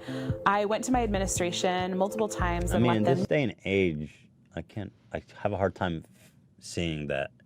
They'd be like, oh, she's gay. Maybe I'm wrong, though. She says she lives in a conservative area, so I could. Yeah, it could be hard probably, but also you're kind of the adult in the situation. Mm-hmm. Well, at any rate, I'm not judging her yet. Let's watch. Yeah. know that I was concerned about this and I felt like things were getting out of Love hand. the shot of her just walking, the earring. Just like, oh. And the initial response was that this was What kind of drama, shot is that? was the word that was used, and that it would die down. And to be fair, I hoped so too. Unfortunately, that's not what occurred. Okay, so she says everyone hoped there was drama, it would die down. So it's not what occurred. So what's leading me to believe is that somebody's like started writing like slurs on the door or like keying her car or some shit, like hate crimes, right? Let me fix my mic here. Okay, so let's see what happens.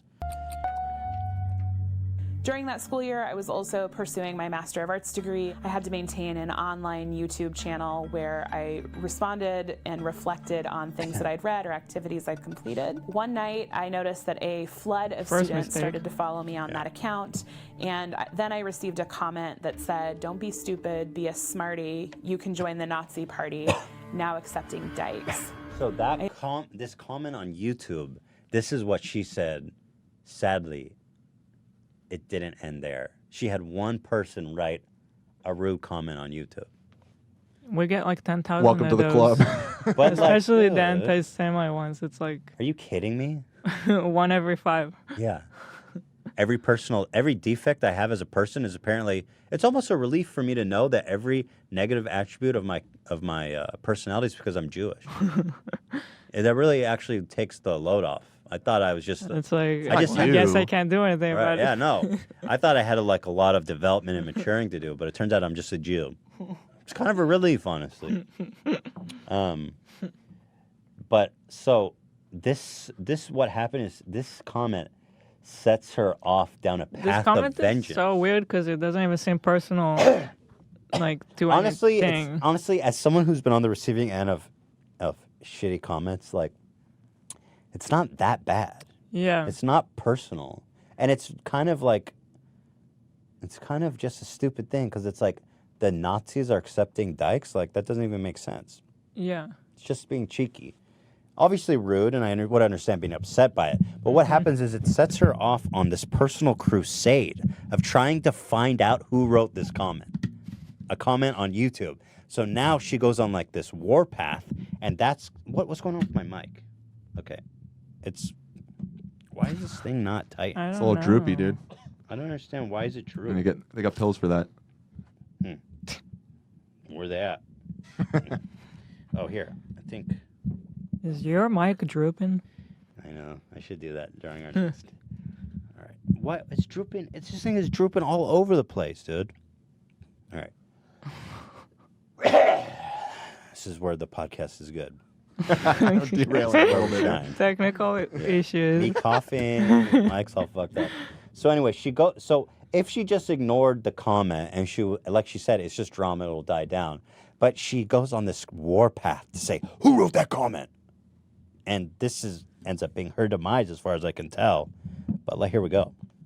I immediately took a screenshot and sent it to my administration and asked them to sit down with me. It took my administration a full month to meet with me. Principal being like, what do you want me to do with this? Together, the decision was YouTube. made. It may not even have been someone at your school. It's one YouTube comment. So she sent it to the principal and she's like, you haven't suspended anybody yet. Well, anyway, here, I'll let it play. I'm just shut up. I'm going to play the video.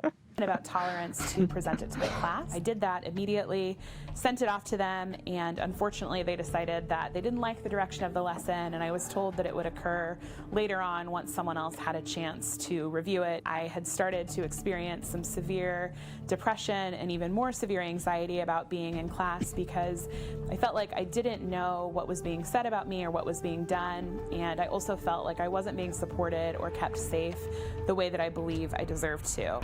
So is this bananas? This one comment, now all of a sudden, she's. I feel like it's just not the right job for her. Being a teacher is tough. You gotta have really tough skin, or Especially like we said with 13 middle school teacher. These kids are fucking brutal.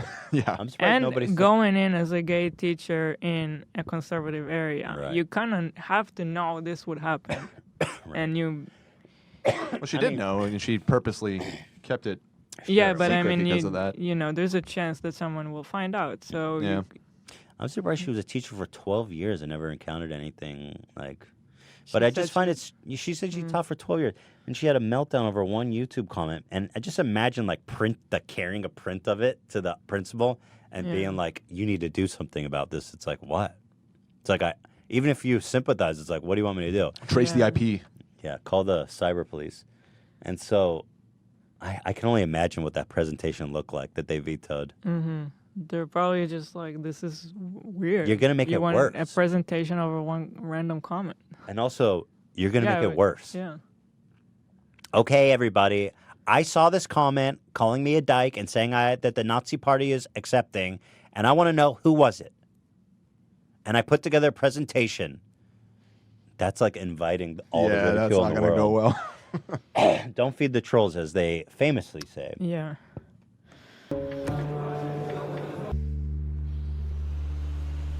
Okay, BuzzFeed. I asked my students to create their own utopia. And during a presentation, one of my students made some disparaging comments about gay marriage, which elicited quite a response from my students.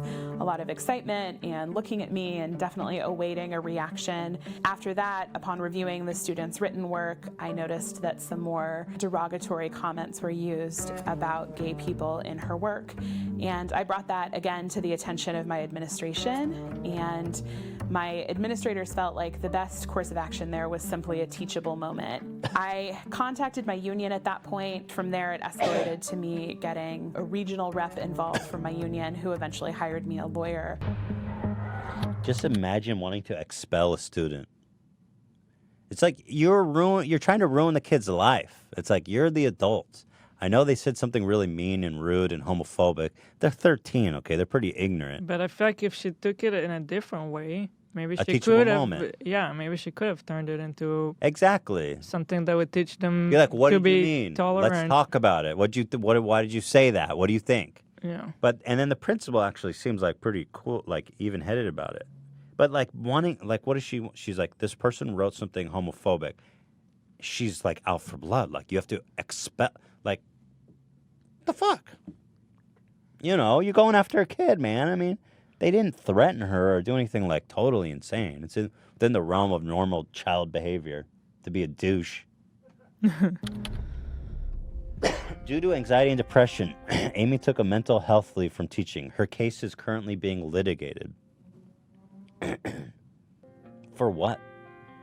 I haven't been in the classroom since January, and I would say that there are two things that I miss the most. First and foremost, I really love her miss picking my grass. colleagues. I'm lucky to work.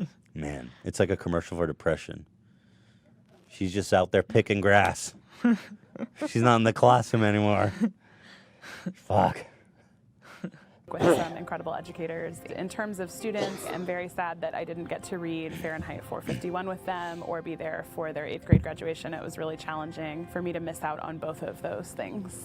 I don't feel frustration or anger towards students. I think that as teenagers, we're always, they're growing and they're changing and they're formulating their own opinions. The onus really lies on the adults in the system to do better, and that's what I feel most disappointed in. I don't even feel anger towards the adults in the situation. I think that, my ultimate hope is that everyone learns and grows so that we understand Way that too close up, man.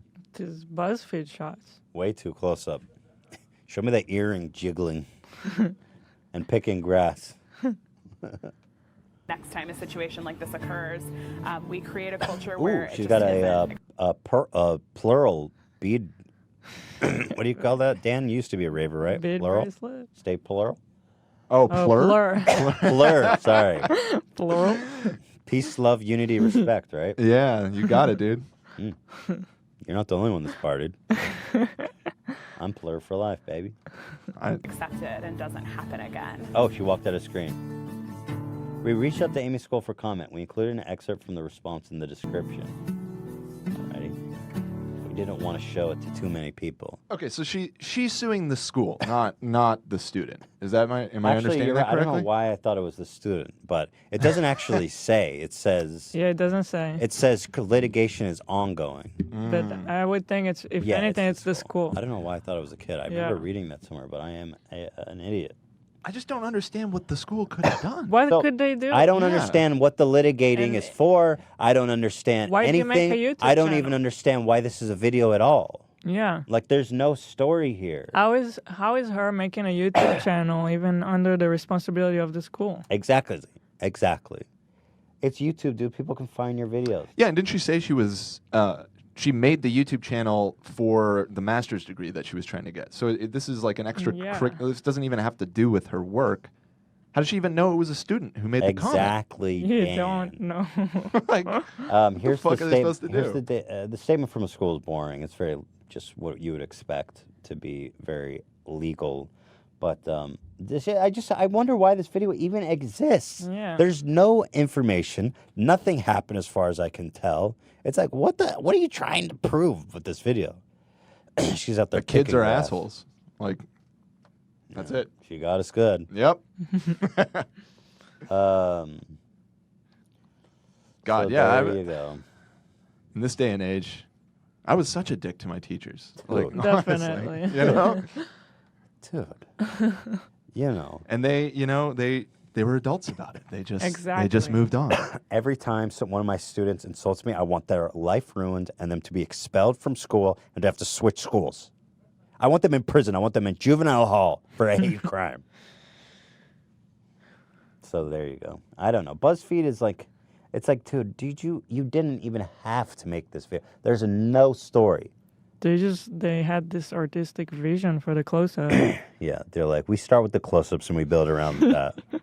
I had this vision of a bouncing earring and a chubby hand picking grass. All right. It's art right there. Yeah, that is art, isn't it? There you have it, folks. I don't know why. Well, shit, do we have to change the title now? Yeah, we should. Kind of, yeah. We'll change it when we finish. I was thinking the same thing. Yeah. Y'all got baited. Not as spicy, no, not as spicy, but still pretty spicy. What else we got? Kanye is back at it. Ian, do you want to come? Decode? Kanye Decoded? I'm sending him in. All right, here we go. Here comes Ian. Let me play his song. I got a song here. Where is it? Here we go. Bring him in. Dan, I don't know what's going on with my mic, but it's drooping like my frickin', it's giving me flashbacks. I don't need this in my face, dude. How do I fix this? Hey, Ian. Hey, how's it going? I'm having mic issues. This is very virile mic over here. Yeah, you're a young man. You're a young man, dude. No, Ian is also sick. Yeah. So. I don't know. Dan, seriously, how do I fix this? I'm. There you go. Now I popped a couple EDs. I'm upright. I'm aroused. I don't know that that's good. How's the sound right now? You sound good. Really? Yeah. Isn't he supposed to be in front of the... No, that one's less directional. Oh. Yeah. Ooh. Dude. Just popped a couple. I took more than directed. We're going to get demonetized. Keep doing that, dude. So, Ian, how are you today? God bless and good afternoon. There's something about you immediately want to touch and I move know. it nonstop. Yeah. I'm doing good. I'm back there coughing too, and yeah, I know. It's This rough. place is a fucking petri dish of Yeah. Ebola. Now, before we get into this, I want to congratulate you. I heard the great news. You've been made an honorary moderator of R Kanye, the subreddit. Really? Which is I didn't huge. know about that. That's a huge community. Yeah, they told me this morning. Oh. So congratulations. Wow. Thank you.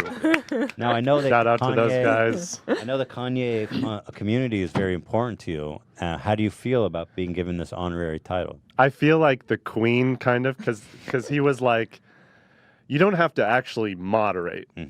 It kind of was like, we don't want you to. Don't touch anything. But we want to put your name there. And Wow, that's novelty. respect. That's cool. That's cool. Good. They don't want me to start banning people and digging around. Sure, yeah. But yeah, so I'm Well, moving up. congratulations. I feel you're getting street cred. You're getting acknowledged for Yeah, there was also the invitation to the Kanye podcast. Yeah. Which is coming up. What's the name and when is that happening so people can tune in? It's on the 10th, I believe. I'm going to record it. I don't know when he puts it out, but it's called Watching the Throne. Watching the Throne. Yeah. The premier Kanye West podcast. In fact, Kanye himself follows them on Twitter. A recent development which has led us to believe that Kanye is a fan of Ian and has been following along, as happened with the purple hat and everything. Yeah. So congratulations. I'm waiting So for... Ian is going to be a guest. On Yeah, I'll be on there. He'll so be watching the throne. It's only a matter of time until I get a knock on my door. I open it and there's Kanye. Someday.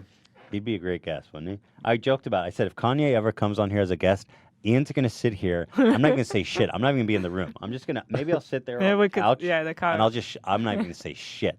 I'm just going to watch these two talk. But be that as it may, there's been a lot of Kanye developments, actually. Is this a good place to start, Ian? Yeah, he tweeted this out. He's trying to kind of clarify his beliefs, political beliefs a little bit. Probably got tired of all the heat he was getting. Lots of heat. Friends and family, dumping him. Yeah. But he didn't really, I read these tweets and this doesn't mean much to me. Yeah, they're all let me very read. general. Yeah, go ahead. I would like to thank my family, loved ones, and community for supporting my actual beliefs and my vision for... But is this before or after he disavowed? This is before. Okay, so I support those who risk their lives to serve and protect us, and I support holding people who misuse their power accountable. I believe in love and compassion for people seeking asylum and parents who are fighting to protect their children from violent wars.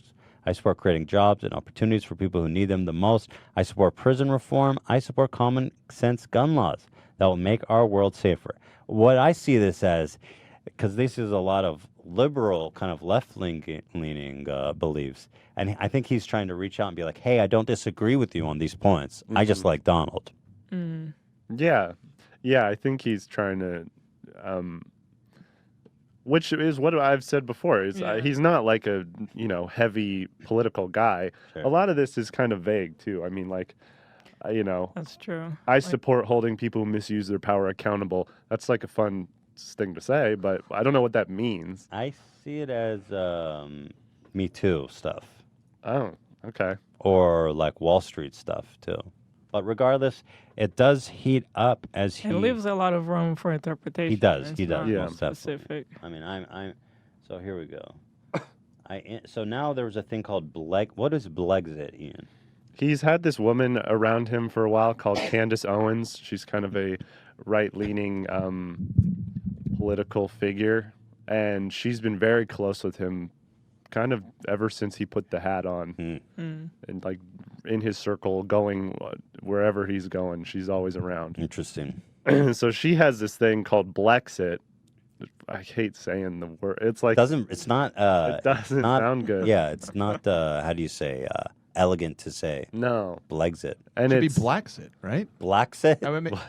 But I mean, that's if you're trying to like combine the two words, that actually makes Well, sense. Brexit. It's a play on Brexit. Yeah. Yeah. Well, because you need exit. The exit Right, part. So you right, can't exit. right. But Like yeah, it. it's like the black exit from the Democratic Party is what she wants. She wants everyone to leave en masse. And so she put out merch and told people that Kanye designed it. Oh. And I think that was kind of the breaking point, which sparked all of this. Here's the logo in question, actually.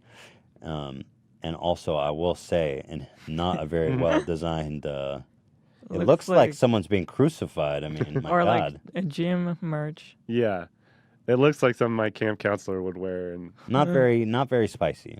no, it's not great. And so, after that happened, he came out and was like, "No, I didn't do that." Yeah, and you had an interesting theory about that. I think, yeah, all of this, everyone thinks, oh, he's like come to his senses. Oh, he's realized the error of his ways. I think he just didn't want to be associated with a shitty design. Right. I think that's it. He's like, I'm not offended at all by your political beliefs. That shit's weak. Yeah. I don't want anyone to think that I put my name on that. Yeah. Well, what he said in response to this design was actually something that got a lot of attention.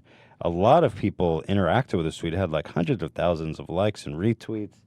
And here it is. He said, my eyes are now open, and I now realize I've been used to spread messages I do not believe in. I am distancing myself from politics and completely focusing on being creative. And that Blexit logo was whack, he said. Yeah, and the one before. He didn't say that. But, well, he said essentially he had nothing to do with it. Yeah. So what do you make of this? Is this a genuine... I saw when this tweet came out, I just immediately saw it everywhere, like everyone thinking that it's about Trump. And Yeah. Well, that's what I assumed, that it was about like, hey, yeah. I mean, that's really the only assumption to make, really. Well, that's why, so many likes, and everyone immediately went, oh. Finally. So he's back to, Yeah. Just chilling out, and that means he doesn't like Republicans at all. I think that was people jumped in, which isn't the case because he clarified with TMZ, which is the next thing. But his statement is so dramatic. How could it mean anything else when he says, my eyes are now wide open? It's like I've been awakened to this great misfortune, Yeah. I think it goes very back to, grand. like with the first few tweets, I think he does it on purpose. He leaves things vague. And Interesting. So here we have, what do we have here? So this is from the TMZ article. They reported it, and their headline was something like, Kanye is done with Trump. Uh-huh. And then he reached out to TMZ right away. And it said, Kanye contacted us to make it clear he did not mention Donald Trump in his tweets. And he's getting out of politics altogether. As for being used, he says he was specifically referencing Blexit, and that's it. So... Interesting. So it kind of, let's see, is there more? No, there isn't more. Well, is this just more, is there anything genuine going on here, or is this just more of kind of, is this Kanye trying to drum up attention? What do you make of this? What's happening here, Ian? I think as an honorary moderator of our Kanye. Speaking for the subreddit and all Kanye fans. No, honestly, I think that this may be why I have the flu. I'm like, I'm tired. Right. I'm worn out. I mean, I just want the album at this point. Yeah. It's 20 days away. Is it? Yeah. Wow. You think he's got a lot of work to do? If it comes out, I don't know. And then I can't take what he says. I don't know if he means it. Like when he goes, I'm done with politics. Maybe that's this week. And then he's going to debut it, and he's going to have the MAGA hat on again. Yeah. And I don't know. It seems that that's a common Hard theme. to follow all this. Yes. Oh, yeah. We need segments. We need PowerPoints, for Christ's sake. It seems to be a common segment among his sentiment among his fans that it's like, we're getting tired of this. Just give us the music. Yeah, and I don't also. He can believe whatever. I don't care about that. But keeping track of it all, like you said, it's like this whirlwind. It's nonstop. He's always in the news. There's always things going on. It's kind of tiring. Right. Also, there was a thing this week with Yeezys being like available for everyone now. Were you following that? Yeah. What was that? Because he said a while ago that he wants eventually to make it available for everyone. Mass production. So it's not this kind that sells out and then you gotta go to resellers. Interesting. So now I think it was available, but then people were reporting that it's not doing that well. And they wonder if it's because of the drama or... Which one? All of the past models or the new black one? Well, like 2 models. The release before the last one was the biggest one he's ever done. It was the most wide release ever.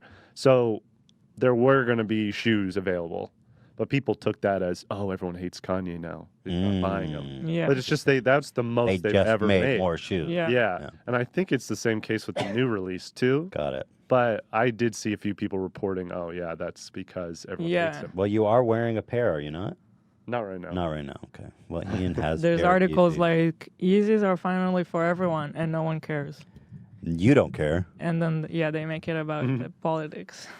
Of course, and there you go. Well, Kanye is political, so I guess, but Well, Ian, we thank you. For keeping us updated on the world of Kanye. I know it's complicated stuff. Keeping up with the Kardashians and Kanye. It is, right? Pretty much. Do you think that Kim's reality stardom has affected Kanye in the sense that he saw, keeping up with the Kardashians, everybody cares about this kind of real life drama? Is that something that maybe bled off into Kanye? No, I think he's always had a talent for this. And I think that's why they're so great. They're just these marketing machines. Right. Yeah. So, All right. It's powerful stuff. Well, Ian, stay tuned. Keep your ear to the grindstone. Is that a saying? Is that what they say? I don't think so. What do you keep your ear towards? Your ear to the ground. Oh, ear to the ground? Yeah. Ear to the ground. Keep your ear to the ground, Ian. I'll go listen to the grind. Yeah, but listen to one grindstone on the other ear to the ground. Ian, thank you so much. Right. Thank you. Where's the song? Oh, God. Sorry, guys. Everyone is sick. Oh, Jesus. Ian, I'm trying to not breathe. Yeah, don't breathe, Ian. Ian the intern, everybody. We love Ian the intern. He's a wonderful guy. He's an asset to the show. And boy, where would we be without him? Would know a lot less about Kanye, that's for sure. Twitch. We've got a Twitch streamer who had a great little clip. This is kind of funny because this guy's not even a big streamer. Oh, man. Oh, no, never mind. It's not erased. He's not even a big streamer. That's what makes it so great. Oh, my God. This Twitter clip has over 3 million views. What? Damn. Oh, wow. But because what he says is just so insane. He's a Twitch streamer that has well, I don't know how big he is on Twitch, but he's got 5,000 Twitter followers. So, I mean. When I look for streamers that I want to relate to them. I want them to be witty. I want them to be cool. I want them to have that unique aspect that all of us strive to have. But I need there to be a little bit Is my coughing super loud in the mic? Because I keep turning away, but I want to make sure I'm not ear raping everybody. It's helping. Okay. But turn more if you can. Yeah. Yeah. a relationship because I don't want to talk to a fucking wall.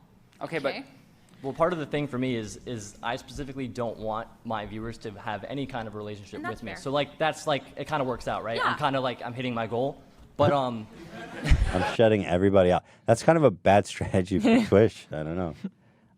I'm doing a live stream, and I don't want to be connected to anybody. Maybe make videos.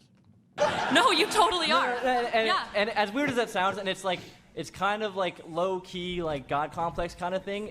I don't feel like many of my viewers should relate themselves to me because, and this is super kind of God kind of weird. Is I do think of myself as better than, or not better, but bigger. This is going sideways. There's no good way to say this. I think of myself as above the average person, so I don't feel like many people could relate to me. As bad as that sounds, I know. Why would Are we would you still even talking say about that? Kanye? What would even, if you're so superior and intelligent and 220 IQ, huge Rick and Morty fan. Why would you think that was a good idea to say? He sounds like such a prick.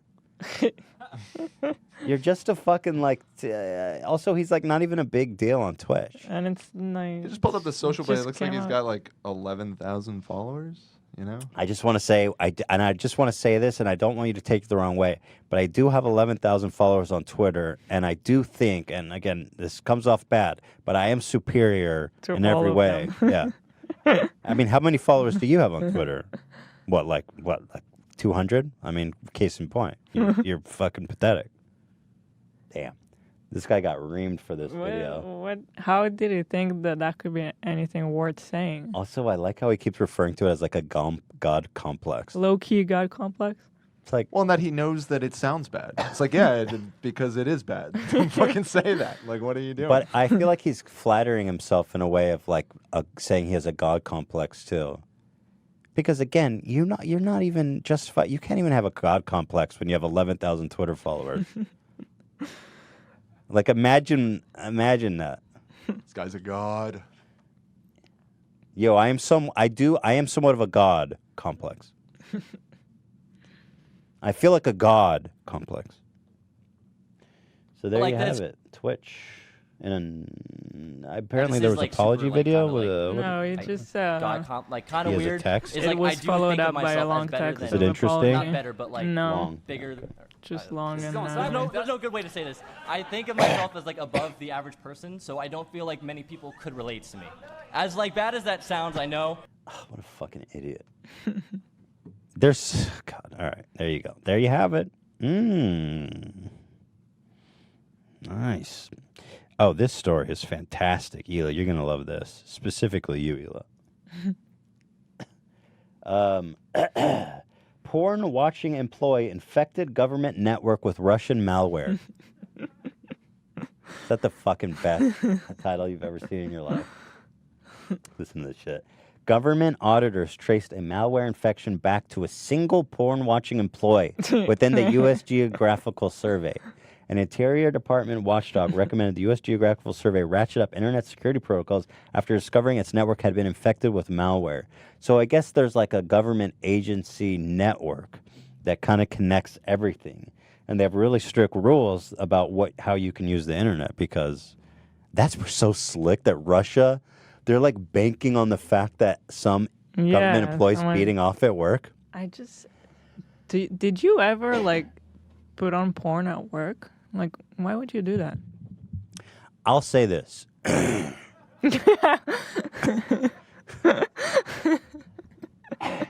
I'll say this. You have a lot of downtime at work. You can have a lot of downtime at work.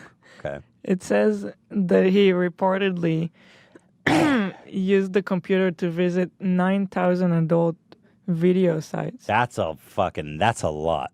Like if I'm browsing Reddit, at work and my desk is facing the wall.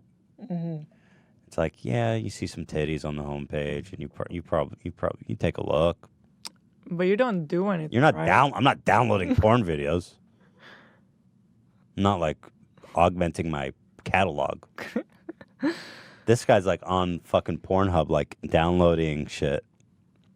They said 9,000 I don't do that at home, different by the way. sites. Yeah. How do you want? That's his job. Watching porn Right. is his job. I don't know what he does for the geographical services. Like that's not just popping over to Pornhub. Like that's you're going Nine deep. thousand. Are you asking if I got my dick out and masturbate? No, Hila. Yeah, that's what I'm asking. But I do Because think, where is it going? Exactly. That's why I don't like watching porn at work, because it's like some people watch porn like it's like a cooking show or some shit. And for me, it's when I put it on, I mean, let's be frank, I'm cleaning the pipes, getting the poison out, as they say.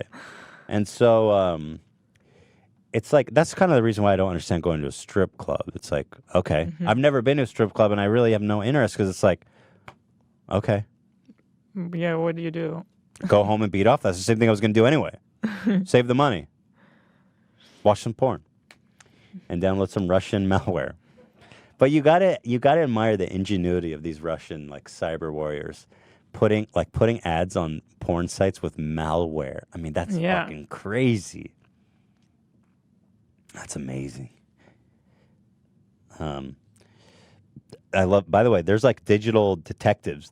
They go, our digital forensic examination revealed that the employee had an extensive history of visiting adult pornography websites. The hosted malware wrote, the malware was downloaded to the employee's government laptop, which then exploited the USGS network. Isn't that awesome? This is the best episode of CSI ever. The employee no longer works at the agency. Yeah. Well, Imagine trying to get his next job and he had a good run. having to say why he was fired. His next job, he can host a porn site. He's got 9,000 videos. So do you have a recommendation? Of me? Or? Like, his next job interview. Oh, yeah. So tell me, what porn do you like? Over the last 15 years, similar scandals have enveloped the Environmental Protection Agency, Securities and Exchange Commissions, and IRS. Last year, a D.C. area news network uncovered egregious on-the-job pornography viewing. At a dozen federal agencies and national security officials have reportedly found an unbelievable amount of child pornography. What? Oh, that threw me off. Ugh. I didn't expect that. On government devices. What? Fucking hell. Who are these people watching child porn and downloading it? And they work at the government? Fuck. This problem, baby. This problem is so prevalent that Rep. Mark Meadows has introduced legislation banning pornography at federal agencies 3 different times. I don't think you need a... what's the legislation going to do? God damn it, you guys! Stop watching porn on your government computers. You're putting national security at risk. That's amazing. I hope that in 15 years there's like there's a story, like a movie about this. About like how the Russians hacked the election. One guy watching porn. One dumbass downloading porn. But I bet you, Hila, of people that have private offices, a lot of them have beat off at work. Yeah. It's the But at go-to least when they you're have bored. a private office. Yeah. Well, of course. I mean, you're not going to beat off in front of people. It's kind of nuts, isn't it? Yeah. They're like, dude. We're right here. You're just like this. We've seen those videos of people do it in the library. Yeah, that's why. I mean, those guys are deranged. I don't know what to say. Yeah, I've seen videos of like drifters who come in and just start beating it in the library. It's like, dude. Imagine being that depraved, though. You see some titties and you're like, all right, taking my dick out. Yes. Yes, of course. So we made it to the 2-hour. Well, I'm not mark. done. I want to finish what we've got, goddammit. This is a lot. Mail Bomber's Car, whatever. I don't care about that anymore. Children Fight Club, don't really care about it that much. Yeah. Judge Dredd, pretty cool. Parking intentionally break. Oh, this one I like. This one I need to show you guys. Party intentionally breaks the floor and everybody falls through. Now, before I show you this, I want to tell you that I read that there was no life-threatening injuries and no fatalities as a result of this, which is surprising. When you look at the footage, it looks so horrific, but it is hilarious. And especially when you read the article, is that they felt the ground shaking and they were trying to break it. Now, that's a party turning up. I don't know how to view it. It's so weirdly placed in the screen. Yeah. But hopefully you can make that out. Don't full screen the window. Just drag it to the right a little bit. Oh. You know what I'm saying? Yeah, I got you. Just center it up. Is that good? Perfect. Okay. So, fucking hell. So these guys are like, whoa, the ground's all wobbly. And so everybody starts jumping in an attempt to actually fucking break it. And so here they go, having the time of their life. And whoopsie daisy. Thin ice. Oh my God. And now some of the people, if you watch, like It does look so thin. Yeah, but I mean, there's like, what, 100 people there? Some of the people landed standing up. One dude in the white shirt, you'll see he lands and he's like this. Watch this guy in the white shirt here. Right here, I think. He slides down and he's just like, right here. He's like, what the fuck?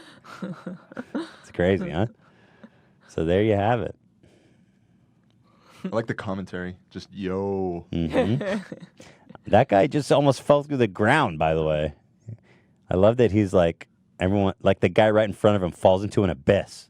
He's literally at the edge, and he's like, all right. He has the presence of mind to just keep rolling. Yeah, and like, he's keeps like, it what a legendary camera. He starts guy, a new honestly. video.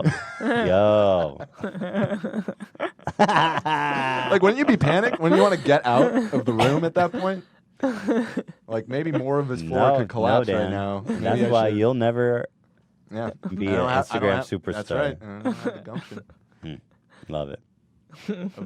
I just love that they were trying to do it. You know, that I You love did that. it. Congrats. Lady drives through marathon. You know, it's just a bunch of vids. I'll save it. I want to watch a lot of these with Tom and Christina. I think we'll have a lot of good banter there. Yes. So, should I? I have this message from the email, but it's kind of emotional. Yeah. So, should I read it? No, I asked you, so it's uncomfortable. So you can read it. I can already say that I probably won't be able to speak because You can step I out. can't handle this. The show's over. No, I'll sit here, but Okay. I can't really talk about these subjects because I get too emotional. Okay. Well, you just give a shout out to the Yeah. say, hey, we heard your message. Well, I You just can thought it read was it such a on- sweet. I thought it was such a sweet message and a very wholesome. It's a very nice message, so I wanted to read it. Yeah. It comes from Hart Bridges. Hey, Ethan and Hila and podcast crew. My name is Hart Bridges. A month ago, my mom was unexpectedly diagnosed with stage 4 lymphoma. She recently passed her second treatment of chemo. She's doing pretty good, but morale is low. She was such an active person, always working out and doing different projects around the house. But now she feels weak and unable to accomplish anything. We started listening to the podcast together about 5 months ago. We listen in the car, sometimes around the house, and now at the hospital during her 6-hour-plus treatments. We both find y'all absolutely hilarious. Her birthday is coming up in November on the 7th, and I was wondering if I could get y'all to sign a shirt for her. I'll pay for the shirt and shipping if Ethan and Hila could just sign it. She would love it so much, and I know it would make her smile. Just pick a great shirt. She wears a large. Love ya, Hart Bridges. Well, obviously, yeah, dude. Do we have his address? I'll have to follow up. Dan, maybe you can follow up and get the address. But Yeah, of course. We are definitely be sending a care package out. And that's so sweet. I love this, that they're watching together and the mom. I love it. I think it's so, I wish you the best and I wish your mom a healthy and speedy recovery. We know all too well, Hila especially, how tough that is. So it's very nice that you took the time to write that and share. You know, it's not, I appreciate it, man. And I wish you all the best, you know. Fucking life, it gets tough sometimes. Unbearably tough, you know. And it's an honor that we're able to provide some kind of comfort for you guys. I mean, that means a lot. I mean, it really, hearing that, like this dude with his mom getting chemo and watching our podcast getting relief. Like all this shit we get and everything, it's like, you got to cut through it for these kind of stories. Like, I don't know. I appreciate you taking the time to write that. And of course, we'll be honored to hook your mom up. We love, love, love, love. And appreciate you. So thank you for writing us. Not to end on a heavy note, should we watch Psychic Slam Dunks a bunch of people? No. No, that's a very long one. You know, I guess you have to assume that somebody likes this podcast because people listen to it. If you listen to the comments and go to homepage on YouTube or read anywhere, it feels like nobody likes this podcast and everybody wants it to go away, but somebody likes it. I mean, people watch it.